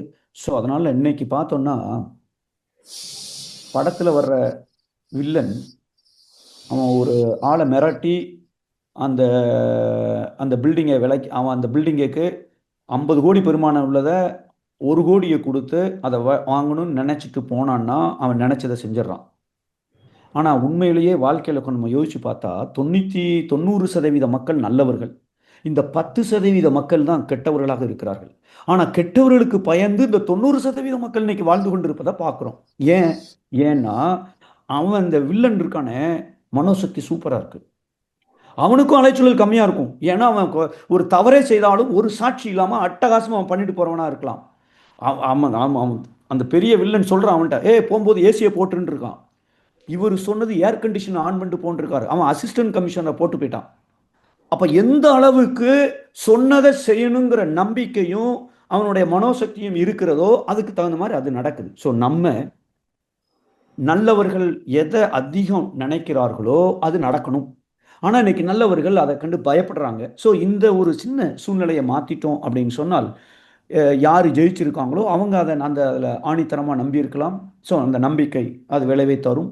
ஸோ இவங்க வேறு மாதிரி, மற்றவங்க வேறு மாதிரி நம்பியிருக்கலாம். 90%ங்கிறது முக்கியம் இல்லை, எதை எவ்வளவு மனோசக்தியோடு நம்பி இருக்கிறார்கள் என்பது தான் முக்கியம். ஸோ அதை விட்டுறலாம். ரெண்டாவது, இன்புட்டு தைராய்டு பிரச்சனை இருந்ததுன்னா மனசில் ஒரு குழப்பம் வரும். உண்மையாக கூட இருக்கலாம். ஏனென்றால் நம் உடலே ரசாயன மாற்றம் தான். நம் உடல் முழுவதும் 100% ரசாயனங்களால் ஆக்கப்பட்டிருக்கிறது, ரசாயனங்களால் இயக்கப்பட்டு கொண்டு இருக்கிறது. அது அப்போ இந்த ரசாயனங்கள், அந்த நாளமில்லா சுரப்பிகள் சரியாக சுரக்காத போது உள்ள அந்த ரசாயன மாற்றத்தின் காரணமாக தவறுகள் நடக்கலாம். ரசாயன மாற்றம் அமாவாசை பௌர்ணமி அன்னைக்கு எண்ணத்திலேயே மாற்றம் வருது. ஸோ அப்போ இதனுடைய எஃபெக்டுகள் கண்டிப்பாக மகரிஷி அவர்கள் 6 காரணங்கள் என்று சொல்லுகிறார்கள் நமக்கு நடக்கிறது. இயற்கையா 3, செயற்கையா 3 என்று. ஸோ அப்போ இந்த காரணங்கள்னால அது நடக்கும். ஆனால் எனக்கு தைராய்டு ப்ராப்ளம் இருக்கு, அதனால எனக்கு குழப்பம் வர்றது சகஜம்னு நான் நம்பிட்டேன், அதுதான் எனக்கு விமோச்சனமே இல்லைன்னு நம்பிட்டேன் என்றால் நான் முன்னேறுவதற்கு வாய்ப்பே இல்லை. உள்ள என்ன வேணாலும் நடக்கட்டும், ஆறறிவு படைத்த மனிதனுக்கு அவ்வளவு பெரிய மிகப்பெரிய சக்தி கொடுக்கப்பட்டிருக்கிறது என்றால் மகரிஷி ஒரு இடத்துல சொல்லுவாங்க, இறைவனையே தெரிந்து கொண்ட நாம் அவனை விட ஒரு படி மேலேன்னு ஒரு இடத்துல சொல்லியிருப்பாங்க. அப்போ நாம இந்த ஒரு மனோசக்தியையும் அறிவையும் வைத்துக்கொண்டு ஆஃப்டர் ஆல் ஒரு சுரப்பி சரியா வேலை செய்யல, அதுக்காக நான் குழம்பி போயிருப்பேன், எப்போ பார்த்தாலும் கன்ஃபியூஸ்டா என் வேலைகளை செய்துட்டு இருப்பேன், டீ கூட ஒழுங்கா போட மாட்டேன்னு நீங்க நம்பிட்டீங்க, அது ஸ்ட்ராங் ஆகிட்டே இருக்கும். எதை அதிகம் சிந்திக்கிறீர்களோ அது வளர்ந்து கொண்டே இருக்கும். இது சயின்ஸு. அப்போ டேப்லெட் சாப்பிட்டோன்னா சரியாயிடுச்சுல்ல, டேப்லெட் சாப்பிடாமலையும் சரியாகும் அப்படின்னு நீங்க நம்பிட்டு அதற்கு தேவையான அத்தனை முயற்சிகளையும் எடுத்தீங்கன்னா சரியா இருக்கும். ஆனால் சில ஹார்மோன் ரீப்ளேஸ்மெண்ட்டுங்கிறது அது கொஞ்சம் கஷ்டம். சரி, இப்போ தைராய்டெலாம் லைஃப் லாங்காக நிறைய சாப்பிட்றாங்க. நம்ம இதில் ஆமை பயிற்சின்னு ஒன்று இருக்கிறாங்க, முயற்சி பண்ணுங்கள் பேரலாக. டேப்லெட்டை விட்டுறாதீங்க. அதுக்கப்புறம் கடைசியாக இதெல்லாம் நல்லா வந்ததுன்னா அந்த டேப்லெட்டை விடுறதுக்கு நீங்கள் முயற்சி பண்ணலாம். அதை முதலே விட்டுட்டீங்க, அதனுடைய எஃபெக்ட் ஜாஸ்தி. மெட்டபாலிசமே வெறும் குழப்பம் இல்லை, மெட்டபாலிசமே டிஸ்டர்ப் ஆகும், பாடி ஹீட் இன்க்ரீஸ் ஆகும். இதனால் பல விஷயங்கள் இருக்குது. அதனால் முதல்ல அந்த டேப்லெட்டை சாப்பிட்றது தான் சரியாக இருக்கும். ஆனால் அது இல்லாமல் வாழ்வதற்கு தேவையான அத்தனை மாற்று முயற்சிகளையும் நீங்கள் எடுத்தீங்கன்னா, சப்கான்ஷியஸ் மைண்டை யூஸ் பண்ணி அதற்கு தேவையான உடற்பயிற்சிகள், எந்த உணவை சாப்பிட்டால் அந்த உப்புச்சத்து கிடைக்குமோ அந்த உணவை சாப்பிட்றது, எதை சாப்பிடக்கூடாதுன்னு இருக்குது தைராய்டு இருக்கிறவங்களுக்கு, கேபேஜ் இந்த மாதிரி சில உணவுகள் இருக்குது, அதை நீங்கள் சாப்பிடாம இருந்துட்டு நீங்கள் கொஞ்சம் லைஃப் ஸ்டைலை மாற்றிட்டீங்கன்னா கண்டிப்பாக வெளியில் வந்துடலாம். உங்கள் ஏஜ் யங் ஏஜ் 80 வயசு இல்லை, அப்போ ஏன் இதை சால்வ் பண்ண முடியாது? கண்டிப்பாக சால்வ் பண்ண முடியும். இது லைஃப் லாங்காக இருக்கணும்னு அவசியம் இல்லை. உங்கள் ஏஜுக்கு நீங்கள் 60 வேறு இருக்கிறீங்க, உடற்பயிற்சியெல்லாம் செய்கிறீங்க, கொஞ்சம் இந்த பயம் இந்த குழப்பம் இதெல்லாம் இல்லாமல் தூக்கி தூர வச்சுட்டு I believe it will happen, that's it. கொஞ்சம் முயற்சி பண்ணி பாருங்கள். நன்றி, வாழ்க வளமுடன். ஒரே ஒருத்துங்க, இப்ப ஒருத்தங்க என்னோட ஃப்ரெண்டோட மாமியார் வந்து ஊர்ல தவறிட்டாங்க. இப்ப யாராவது எனக்கு சுத்தி இருக்கவங்க அது ஒரு மரணம் இருக்கிறப்ப இது வந்து நான் வந்து அதாவது யோகிஸ் இந்த வேதாத்திரியத்துல நான் ஒரு இது ப்ராசஸ்ல இருக்கிறேங்க. பட் என்னை சுத்தி இருக்கிறவங்க யாரோ ஒருத்தங்க இறந்துட்டாலோ இது பண்ணிட்டாலோ எனக்கு வந்து ஒண்ணு என்னோட மரணத்தை பத்தின எண்ணம் வருதுங்க, இல்ல என்னை சுத்தி இருக்கிறவங்க என்னோட அன்பானவர்கள் அவங்களோட மரணத்தை பத்தின ஒரு எண்ணம் வருதுங்க. இது எப்படிங்க மாத்திக்கிறது? இது எல்லாருக்கும் அப்பப்போ இதெல்லாம் வரும். ஆனால் நம்ம எப்போ விழிப்பு நிலையில் வரணுமோ உடனே என்ன அந்த எந்த மாதிரியான ஒரு நெகட்டிவ் எண்ணம் யாரை பற்றி வந்திருக்கோ உடனே அவங்கள பற்றி ஒரு 50 வாழ்க வளமுடன், அவங்க 100 வயசு இருக்கிற மாதிரி ஒரு மனசில் ஒரு விஷுவலைசேஷனை பண்ணிட்டு வாழ்க வளமுடன் பண்ணுங்க. இது வந்து பிறர் மன தூண்டுதல் அப்படின்னு மகிழ்ச்சி ஒரு காரணம் கொடுத்துருப்பாங்க.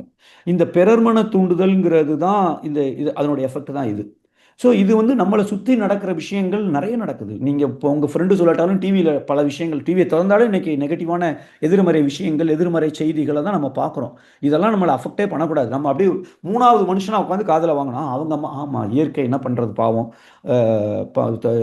சப்போர்ட்டுக்கெலாம் ஆள் இருக்கா இப்படின்னு கேட்டுட்டு டக்குன்னு டிட்டாச் ஆகிட்டு போயிட்டே இருக்கணும். அதை மனசில் ஏற்றிடக்கூடாது. லக்கேஜாக ஏற்றிட்டால் இது உங்களை வந்து நமக்கு அது நடந்துருமா இதாயிருமா அதாயிருமான்னு வரும். எப்படி வெளியில் வர்றது? உடனே முதல்ல யார் மேலே வருதோ அவங்கள வாழ்க வளமுடன் வாழ்த்துங்க. அடுத்த தடவை இந்த நியூஸை கேட்கும் போதே டப்புன்னு டிட்டாச் ஆயிருங்க. ஏதோ டிவியில் சொல்கிற மாதிரி உங்கள் காதில் அப்படி லேசாக வரணும். அதுக்கு நான் என்ன ரியாக்ட் பண்ணணும், என்ன கடமை இருக்கோ அதை மட்டும் அந்த இடத்துல எடுத்துகிட்டு உணர்வு பூர்வமாக அதை ரிசீவ் பண்ணாமல் டிட்டாச் ஆகி அதை அந்த செய்தியை வாங்கி என்ன கடமை உண்டோ அந்த கடமையை செய்கிறதுக்கு முயற்சி பண்ணுங்கள். வாழ்க வளமுடன் வாழ்த்த ஆரம்பிச்சிருங்க. நீங்கள் மெடிடேஷனை ஒழுங்காக பண்ணினாலேயே, அலைச்சூழல் 14க்கு கீழே வந்துட்டுனாலேயே இந்த மாதிரியான அனாவசியமான பிறர் மன தூண்டுதல் என்கிட்ட விளையாடாது. அவங்க என்ன வேணாலும் இருக்கலாம், எதா வேணாலும் இருக்கட்டும்.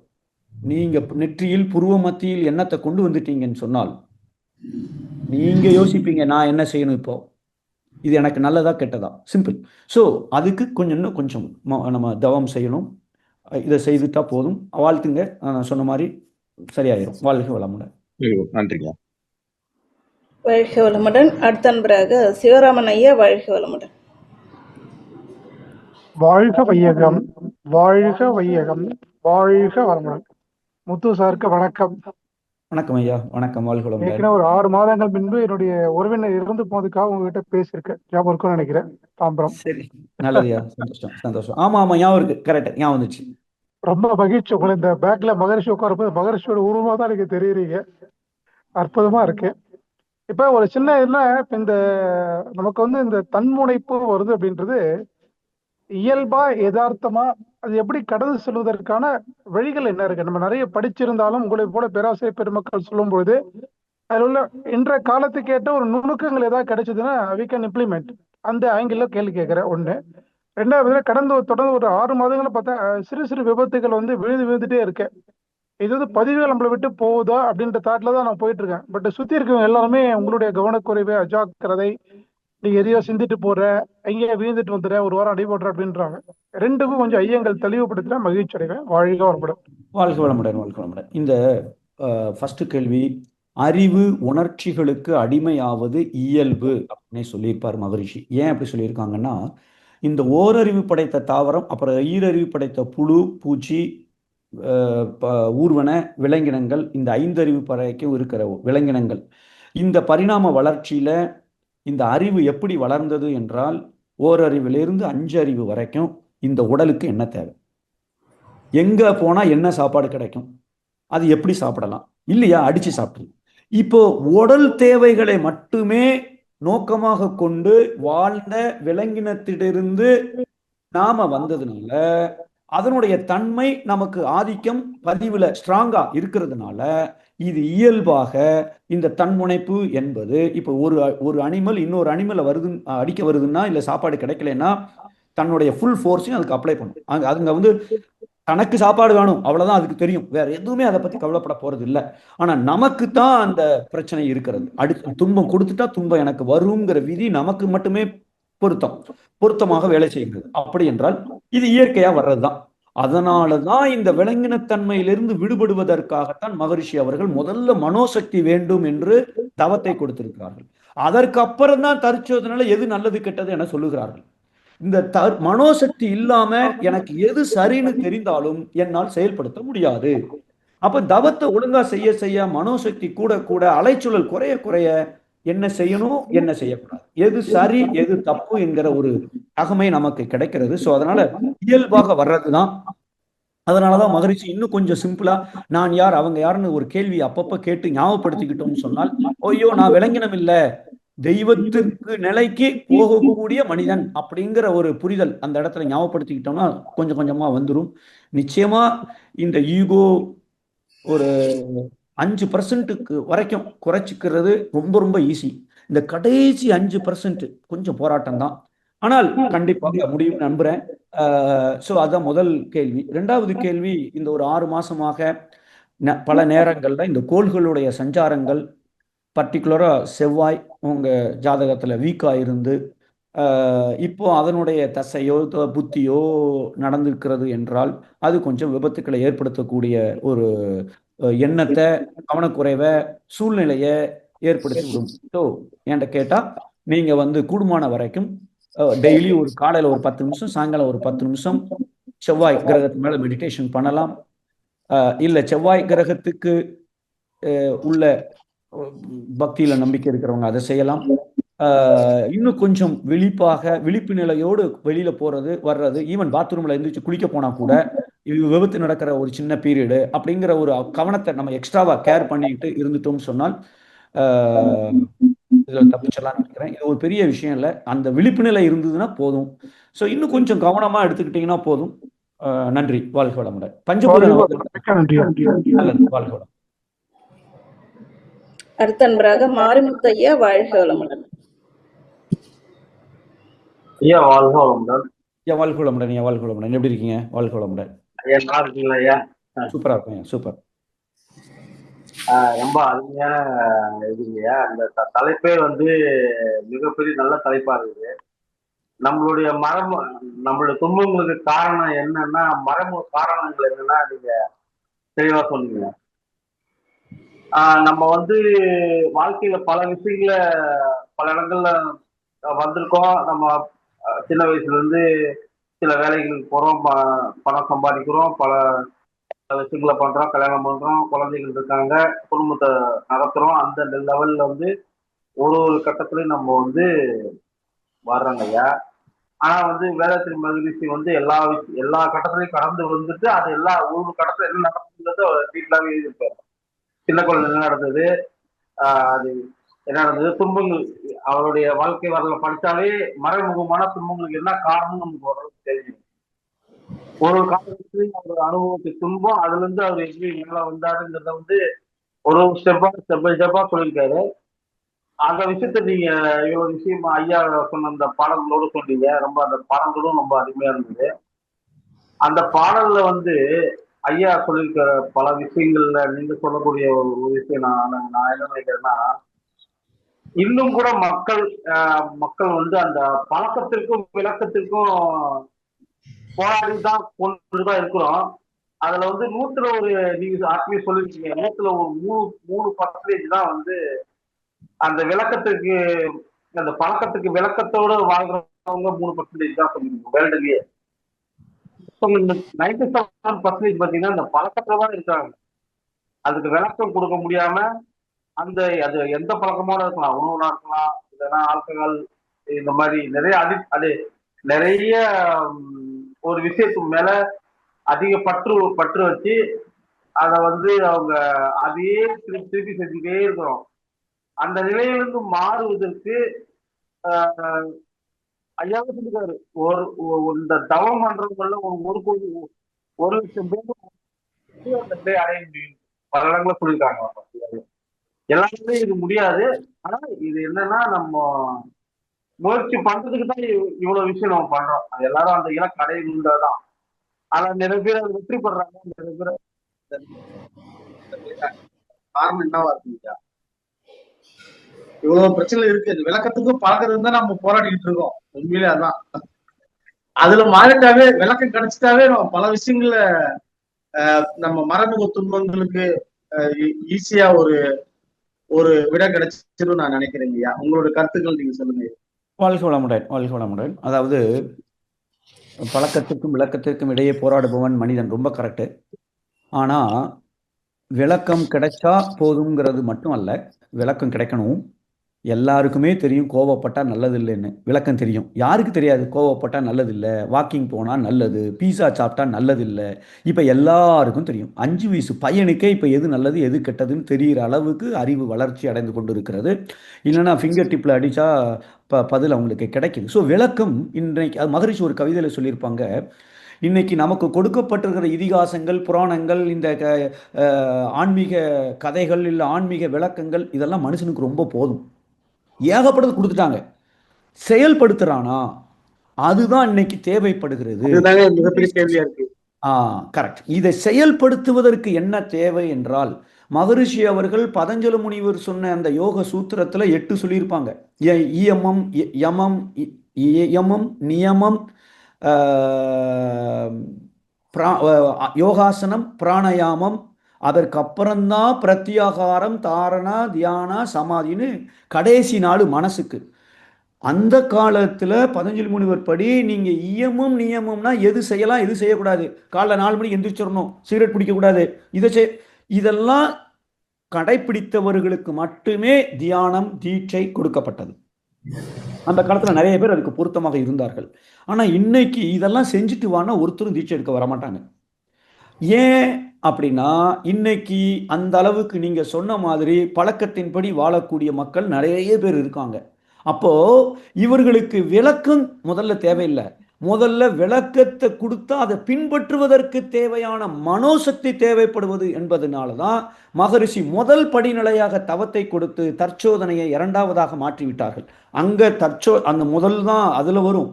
ஸோ அதனால இன்னைக்கு விளக்கம் என்பது ரொம்ப ஈஸியா கிடைக்குது. இப்போவே நம்ம யூடியூப்பில் எத்தனை லெக்சர்ஸ் பேராசிரியரோடது மகரிஷியோடதெல்லாம் இருக்குது.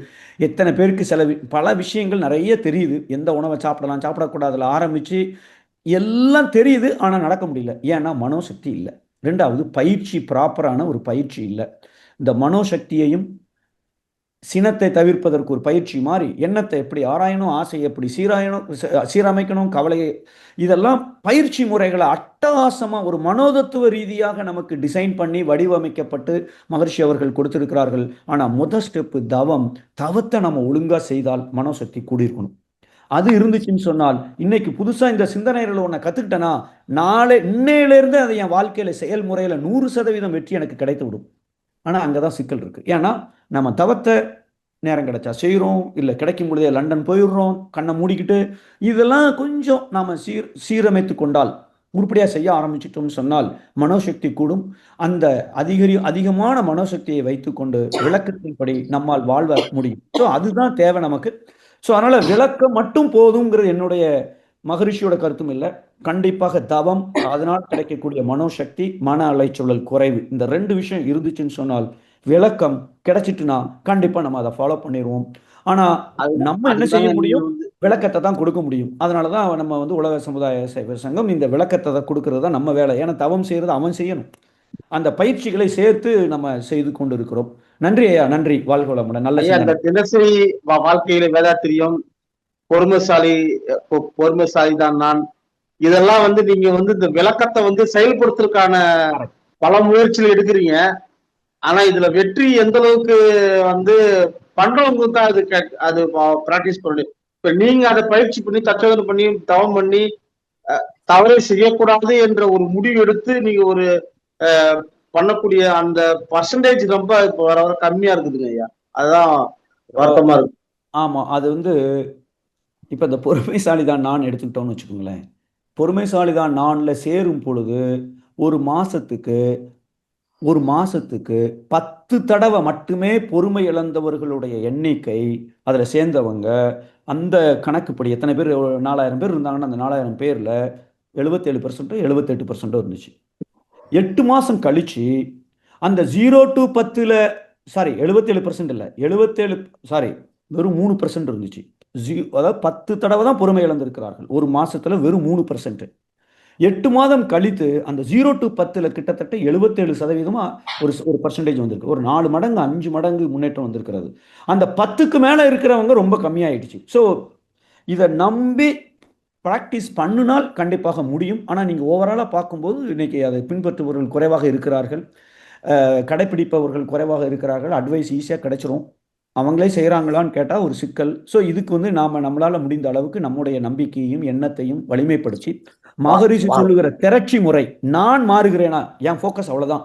நான் யாரையும் நான் மாறிக்கொண்டு இருக்கிறேனா, முன்னேறி கொண்டு இருக்கிறேனா, என்னை பார்த்து தானாக மாற ஆரம்பிச்சிருவாங்க. இப்படி ஒவ்வொருத்தரும் நாம முடிவு பண்ணிட்டோம் சொன்னால், நாம் ஒவ்வொருவரும் ஒரு அறிவு திருக்கோவிலாக வாழ ஆரம்பிச்சிட்டோம் சொன்னால் கண்டிப்பாக இது நிஜமாக மாறிவிடும். உயர்ந்த சிந்தனையா. நன்றி. வாழ்க வளமுடன். வாழ்க வளமுடன். உங்களோட தொண்டுக்கு இந்த உலக மக்கள் மீது இருக்கக்கூடிய பற்று வேதாத்ரி மகரிஷி எந்த அளவுக்கு வச்சிருக்காரு, அதே பற்றை வந்து உலக மக்கள் மீது நீங்க வச்சிருக்கிறது.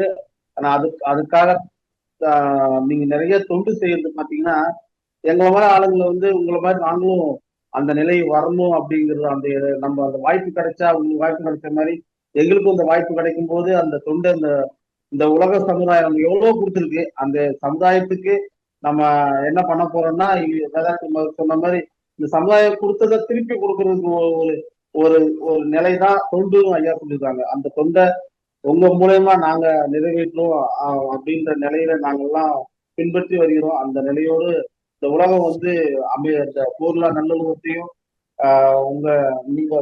நீங்க தொழில் செய்யற அந்த வளைகுடா நாடுகள் எல்லாம் அமைதி பெற்று மேன்மை பெற வேண்டும் என்ற எண்ண உணர்வோடு நம்ம செயல்பட்டு இருக்கீங்க. வாழ்க்கை உங்களோடு சேர்ந்து நாங்களும் பயணிக்கிறோம். எங்களையும் அந்த நிலையில எடுத்துக்கொண்டு போவோம். நன்றி. நன்றி ஐயா. வாழ்க வளமுடன். வாழ்க வளமுடன். வாழ்க வளமுடன். அடுத்தன் பிறகு சபரிஷ் ஐயா. வாழ்க வளமுடன்.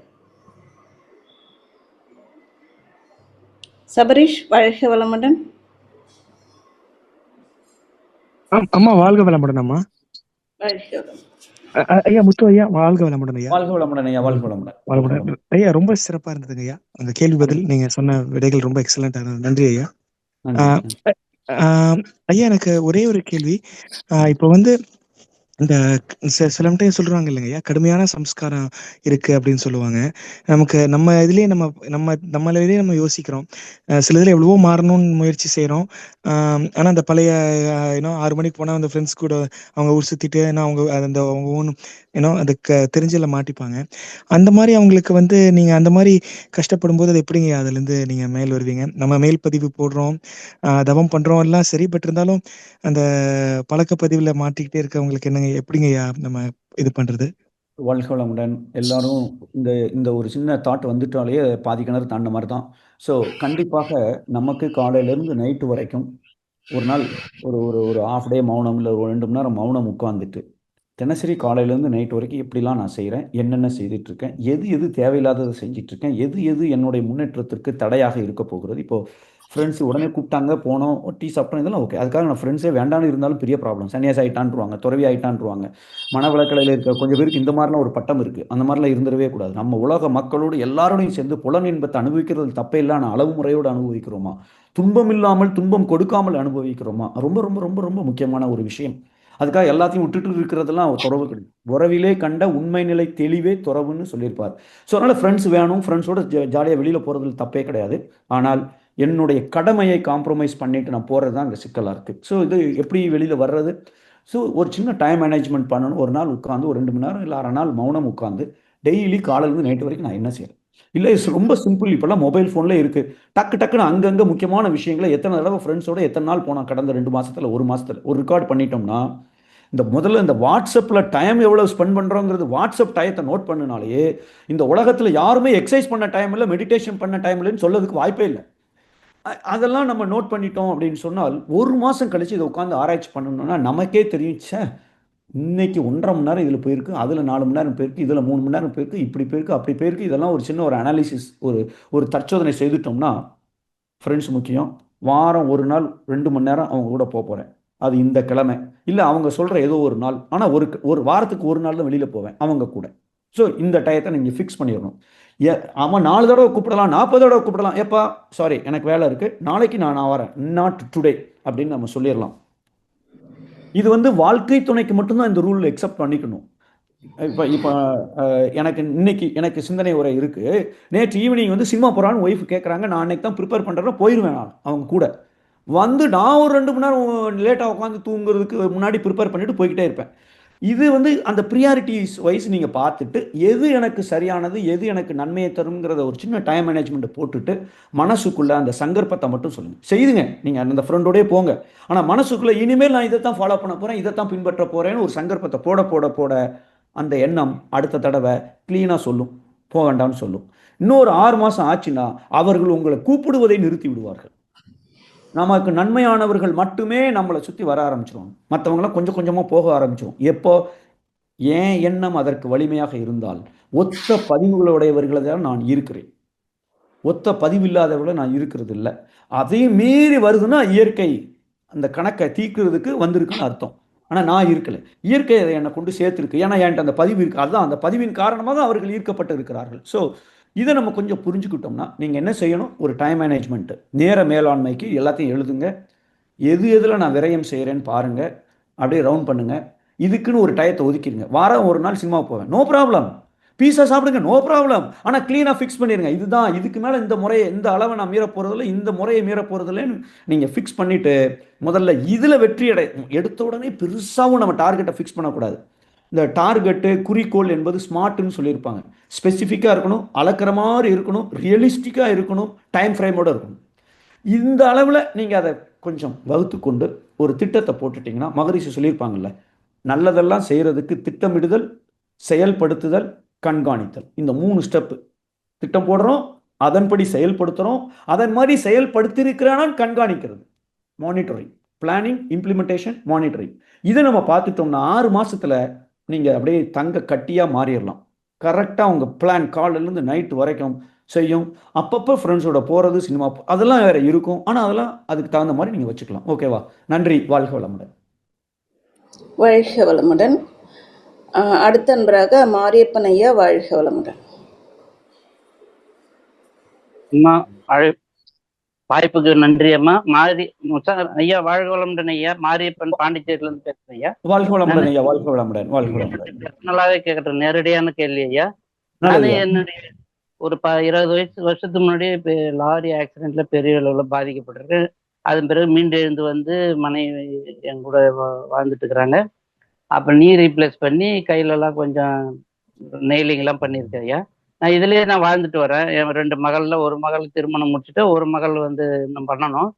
அது இப்போ என்னன்னாக்கா, நான் ஆஃப்டர் ரிட்டையர்மெண்ட்ல எனக்கு அவங்களுடைய செயல்பாடெல்லாம் அந்த ஆக்சிடென்டால அவங்க தான் எல்லா இடமும் வெளியே போகிறதுக்கு, பேங்க்குக்கோ இதாக இருந்தாலும் என்னுடைய எல்லாத்துக்குமே, என் ஆஃபீஸு கூட லீவ் லெட்டர் கொண்டு போய் கொடுப்பாங்க, ஏதாவது முடியலன்னா, ரொம்ப முடியல. அப்படி இருந்துட்டு இப்போ என்னன்னாக்கா அவங்க செயல்பாடு எல்லாம் அதாவது அதிகபட்சமா இப்போ எனக்கு பொறுப்பு கொடுத்துட்டாங்கன்னா, என்னுடைய அதிகாரி மாரியப்ப நீங்க தான் எல்லாத்தையும் பார்த்துக்கணும்னு சொல்லிட்டா நான் ரொம்ப ரெஸ்பான்ஸ் எடுத்துக்குவேன். அது மாரி இல்லாம அவங்க வந்து ரொம்ப ஏனோதானன்ட்டு என்னை உதாசீனப்படுத்திட்டு இப்படி பண்ற மாதிரி எனக்கு தோணுது ஐயா. அவங்க அப்ப கூட நம்ம மனவளக்கலை இருக்கிறதுனால இந்த வார்த்தையை உபயோகப்படுத்துறேன். இதை விட அதிகமா செய்யறாங்க. அதனால என்னை வந்து இதுல என்னன்னாக்கா, அவங்க வீட்டு சைட்லயோ நம்ம வீட்டு சைட்ல யாருமே எங்களை கேட்கறதுக்கு ஆளு இல்லை. பெரியவங்க எடுத்து சொல்றதுக்கோ இல்ல பெரியவங்களை மதிச்சு நாங்க நடந்துக்கிறதுக்கோ. இப்படி இருக்கிறப்ப ஒவ்வொரு தடவையும் பிணக்குவதை முன்னாடி ஒரு 2 வருஷத்துக்கு முன்னாடி உங்ககிட்ட இதே மாதிரி கேள்வி கேட்டிருக்கேன். மன முறிவு பண்றதுக்குள்ள நீங்க 1 வருஷம் கழிச்சு இத எண்ணத்தை 1 வருஷம் தள்ளி போடுங்கன்னு சொன்னீங்க ஐயா. நம்ம அதே மாதிரி தள்ளி போட்டு நான் நிறைய ஆழியார்ல எல்லாம் வந்து ரொம்ப நாள் தவறெல்லாம் அட்டன் பண்ணியிருக்கேன். அப்புறமா கொஞ்சம் நல்லா இருந்த மாதிரி இருக்கு. இப்ப ரொம்ப ஓவரா போயிட்டு இருக்குது ஐயா. அது வயசான காலத்துல இப்ப என்னுடைய உடல் உபாதையில காலில் இந்த மாதிரி நீ ரீப்ளேஸ் பண்ணியிருக்கு. அது எதனால இப்படி நடக்குது ஐயா? நான் எப்படி மாறணும்? இப்ப அவங்கள நான் எப்படி மாத்தவே முடியாதுன்னு தோணுச்சு இப்ப எனக்கு. நான் எப்படி மாத்திக்கணும்? நான் மனவளக்கலை, அவங்க மனவளக்கலையில இல்ல. ஓகே, சரி, வாழ்க்கை. இப்போ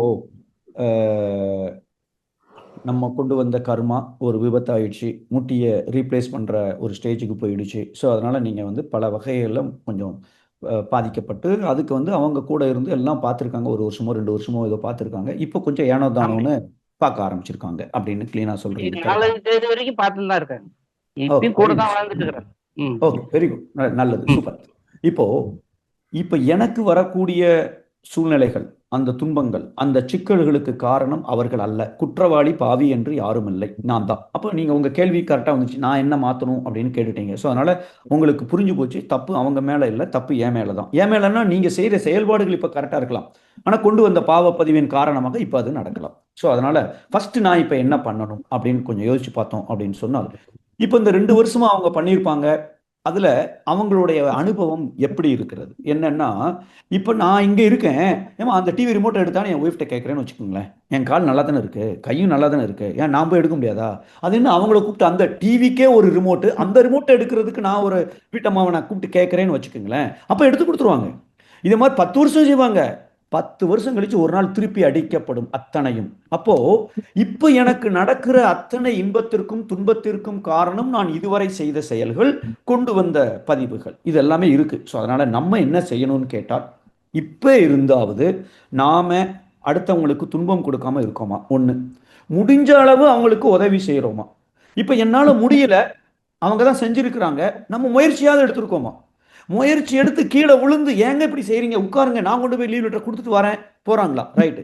ஆமாம், 1.5 வருஷத்துக்கு முன்னாடி அவங்க தான் லீவ் லெட்டர் கொடுத்தாங்க, இப்போ நான் இம்ப்ரூவ் ஆயிருக்கணுமே, 1.5 வருஷம் ஆச்சுல்ல, அப்போ நான் அந்த முயற்சியை மறுபடியும் எடுக்கிறேன்னா? இல்லை, அவங்க மனசுக்குள்ள நம்மளை ஈனாவானாவை ஆக்கிட்டு இருக்காங்களோ, இதுதான் சாக்குன்னு எல்லா வேலையும் ஏண்ட கொடுக்குறாங்களோ அப்படிங்கிற மாதிரியான அவர்களுக்குள் ஒரு வெறுப்புணர்வு, ஒரு சின்ன எண்ணம் வந்துடுச்சுன்னு சொன்னால், அப்படி இல்லை, நான் நேர்மையாக உண்மையாக தான் இருக்கேன், என்னால் முடியல அப்படிங்கிறத நாம தான் நிரூபிக்கணும், நாம தான் அதை அவங்களுக்கு எடுத்து காட்டணும், இல்லை அன்பாக சொல்லி புரிய வைக்கணும்.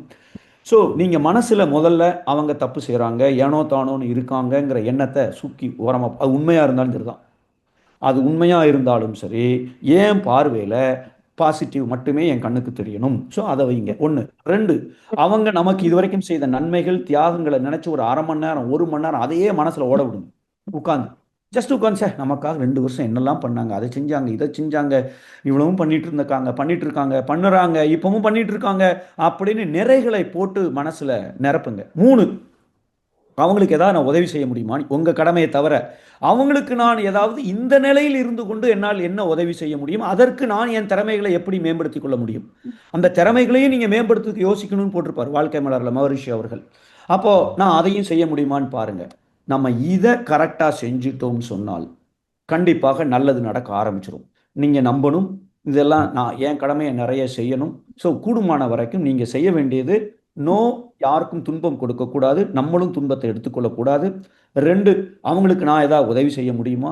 3, ஏன் கடமையை நானாக செய்ய முடியுமா அடுத்த உதவி இல்லாமல், இது எந்த அளவுக்கு என்னால் முடியும். 4, இப்போ இருக்கிற பிரச்சனையை வெளியில் வர்றதுக்கு மருத்துவர்கள் என்ன சொல்லுகிறார்கள், மற்றவங்க என்ன சொல்லுகிறாங்க, இதை எப்படி நான் சீக்கிரம், டாக்டர் 2 வருஷம் ஆகாரா, ஏன் 4 மாதத்தில் ஏன் என்னால் சரி செய்ய முடியாது.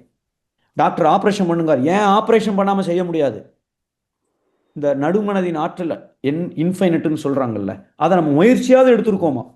ஸோ அந்த மாதிரி நீங்கள் கொஞ்சம் நீங்கள் உங்கள் வேலையை நீங்களாக செய்து கொள்வதற்கும், எப்படியெல்லாம் அவர்களுக்கு நம்மால் இவ்வளோ வருஷம் 2 வருஷம் நமக்காக உதவி செஞ்சுருக்கிறாங்க, எல்லாத்துக்கும் லெட்டர் கொடுக்கறது முதற்கொண்டு, அப்படின்னா நான் எந்த அளவுக்கு அவர்களுக்கு நன்றி கடன் பட்டிருக்கிறேன், அந்த நன்றி கடனை என் உணர்வில் காமிக்கிறேன்னா, துன்பம் கொடுக்குறேன்னா. ஸோ இதை கொஞ்சம் நீங்கள் ஆராய்ச்சி பண்ணினீங்கன்னா, இன்னைக்கு நாம் பார்த்த மாதிரி அந்த தன்முனைப்பு என்பது இல்லாமல் இருக்கிறது என்றால், தவம் ஒழுங்காக செய்துட்டோம்னு சொன்னால் நீங்கள் நினைப்பது நடக்க ஆரம்பிச்சிடும். நம்ம நினைக்கிற எண்ணம் அவர்கள் மனதில் வரும். அவங்க சிஸ்டத்தில் இருக்கணும்னு அவசியமே இல்லை, என்ன கொஞ்சம் லேட் ஆகும். சிஸ்டத்தில் இருந்தால் 6 மாதத்தில் வருதுன்னா, சிஸ்டத்தில் இல்லைன்னா 12 மாதம் ஆகலாம், 1 வருஷத்தில் அது சரியாயிடலாம். எல்லாம் என் கையில் தான் இருக்குது. அப்படியே சரியாகலைனாலும் அவங்க மேலே தப்பே இல்லை, இன்னும் என் பதிவு அதுக்கு இடம் கொடுக்கலன்னு தான் அர்த்தம். அதே ஒழிய அவங்க சிஸ்டத்தில் இருக்காங்க சிஸ்டத்தில் இல்லைங்கிறது எனக்கு ஒரு மேட்ரே இல்லை. நான் என்னுடைய இதை நான் கரெக்டாக செய்துட்டு இருக்கேன், இவ்வளோதான். ஸோ இதை நீங்கள் கொஞ்சம் மனசில் வாங்கிட்டு செயல்படுத்த முடியுமான்னு பாருங்கள். அப்போ செய்திருக்கீங்க, 1 வருஷம் வரைக்கும் ப்ராப்ளம் இல்லைன்னு சொல்கிறீங்க. அதை மறுபடியும் தீவிரப்படுத்துங்க, கடுமையான முயற்சி எடுங்க. முடியாது என சொல்பவன் முட்டாள்னு சொல்லியிருப்பாங்க. ஸோ நம்ம முயற்சி பண்ணணும், அவ்வளோதான். நன்றி, வாழ்க வளமுடன். மிக்க நன்றி ஐயா, ரொம்ப ஆறுதலான பதில், எனக்கு ரொம்ப உபயோகமாகவும் இருக்கும். ரொம்ப நன்றி அம்மா, வாழ்க வளமுடன். வாழ்க வளமுடன் ஐயா. அடுத்த அன்பராக ராஜேஸ்வரி அம்மா, வாழ்க வளமுடன். அம்மா வாழ்க வளமுடன், வாய்ப்பு கொடுத்துட்டு ரொம்ப நன்றி அம்மா. ஐயா வாழ்க வளமுடன். வாழ்க வளமுடன், வாழ்க வளமுடன். நல்லா இருக்கீங்களா? வாழ்க வளமுடன். ரொம்ப நல்லா இருந்தது. எங்களுக்கு வேதாத்ரி மகர்ஷி அந்த பிளேஸை எங்களுக்கு ரீப்ளேஸ் பண்றீங்க நீங்க. உங்களை அப்படியே உருவாக்க வச்சிருக்காங்க ஐயா. என்னோட தமிழ்ல எதுனா தப்பு இருந்தா ஒன்னும் என்னை எக்ஸ்கியூஸ் பண்ணுங்க. ரொம்ப நல்லா இருந்தது. ஆனா இந்த 2 பண்பாட்டுகள் இருக்கு இல்லையா ஐயா, அந்த 2ம் நம்ம அந்த 2 ஃபாலோ பண்ணிட்டே இருந்தானே லைஃப் போதுமான்னு தோன்றது. முடியற வரைக்கும் கண்டிப்பா. அதாவது சொல்லுங்க. இல்ல நீங்க சொல்லுங்க ஐயா. இல்ல, உங்களோட பண்பாடு கண்டிப்பாக முக்கியம், அதைத்தான் செய்யணும். அதுல ஒண்ணே ஒண்ணு மிஸ்ஸிங், கடமை. என் கடமையை செய்யணும். கடமையை செய்யும் பொழுது துன்பம் கொடுக்காம செய்யறேன், பிறருக்கு உதவி செய்யறவர்களும் என் கடமையை செய்யறேன். அறம் என்பது ஒழுக்கம், கடமை, ஈகை. அந்த ஒழுக்கமும் ஈகையும் 2 ஒழுக்க பண்பாட்டில் வந்துடுச்சு. கடமை என்பது அந்த 2 ஒழுக்க பண்பாடும் நான் கடமையை செய்யும் போது இருக்கணும். ஸோ அதனால இந்த 3ஐயும் நீங்க மனசுல எடுத்துட்டீங்கன்னா எஸ், அது மட்டுமே போதும். கரெக்ட் தான் அது. ஓகே ஐயா, ரொம்ப ரொம்ப நன்றி. நல்வாழ்த்துக்கள் ஐயா. உங்களுக்கு உங்களை ஃபேமிலி ஃபுல் நல்வாழ்த்து. நெக்ஸ்ட் டைம் வந்தனா இன்ஃபர்மேஷன் கொடுக்கணும் ஐயா. நீங்க என்ன கொடுக்கணும்? அல்சூர் எனக்கு ரொம்ப familiar place. I can come and see you. Okay, sure. நான் சொல்றேன், பெங்களூர் கண்டிப்பா சொல்றேன். வாழ்க வளமுடன் ஐயா. வாழ்க வளமுடன். ஷூர், வாழ்க வளமுடன். வாழ்க வளமுடன். அடுத்த அன்பராக ஸ்ரீனிவாசன் பழனி, வாழ்க வளமுடன். உங்களுக்கு வாய்ப்பு கொடுத்துருக்கோம். Good morning. Thank you madam. Good morning sir. Always nice to see you. Sorry sir, கொஞ்சம் லேட்டாக ஜாயின் பண்ணேன். அதெல்லாம் நல்லா இருக்கீங்களா? ரொம்ப நல்லா இருக்கேன் சார். எல்லாம் உங்களுடைய பிளெஸிங்ஸ் அண்ட் ரிஷிஸோட பிளெஸிங். வெறும் கொஸ்டின்ஸ் இல்லை சார், உங்ககிட்ட இன்ட்ராக்ஷன் பண்ணுறதே ஒரு பெரிய பாசிட்டிவ் திங். உங்களுடைய இவ்வளோ patience, we have to learn from that. Always nice to see you sir. இந்த சிச்சுவேஷன்ஸ்லாம் I think global situations hopefully change ஆகும்னு நினைக்கிறேன். உங்களோட எக்ஸ்பர்ட் ஒப்பீனியன்ஸ் அப்புறமா ஷேர் பண்ணுங்க சார். ஷூர் சேஞ்ச் ஆகும் கண்டிப்பாக. இப்போது இங்கே எங்களுக்கு வந்து இப்போ கத்தார்லலாம் பார்த்தீங்கன்னா கடந்த ஒரு மாதமாக எந்த பிரச்சனையும் கிடையாது, எல்லாம் நார்மலாக இருக்குது. என்ன கொஞ்சம் இந்தியாவிலேருந்து வரக்கூடிய வெஜிடபிள் ப்ரைஸ்லாம் ஒரு 3 மடங்கு ஜாஸ்தியாக இருக்குது. கொத்தமல்லி எல்லாம் 2 ரியாலுக்கு வாங்குவோம், இப்போ 6 ரியாலுங்கிறான். தேங்காய் 2 ரியாலுக்கு வாங்குவோம், இப்போ 7 ரியாலுங்கிறான். இவ்வளோதான், கொஞ்சம் விலைகள் கூடி இருக்குது. ஆனால் எல்லாம் கிடைத்து கொண்டு இருக்கிறது. எல்லா ஸ்கூல்ஸு எல்லாம் இப்போ மன்றம் ஆரம்பிச்சிட்டோம். இப்போ மன்றம் ஆரம்பித்து 4 வாரங்கள் ஆகிவிட்டது. ஸோ எல்லாம் நார்மலாக ஆகிட்டுருக்கு. ஸோ நம்மளுடைய எண்ணத்தை வலிமைப்படுத்த நிச்சயமாக நல்லபடியாக நடக்கும் அப்படிங்கிற நம்ம அதை ஸ்ட்ராங் பண்ணிகிட்டே இருக்க வேண்டியதான். நல்லது. வாழ்க வளமுடன். Thank you sir. நன்றிங்க. வாழ்க வளமுடன் சார். வாழ்க வளமுடன். நம் கடமை அறவாழ்வின் நாட்டத்தே சிறக்க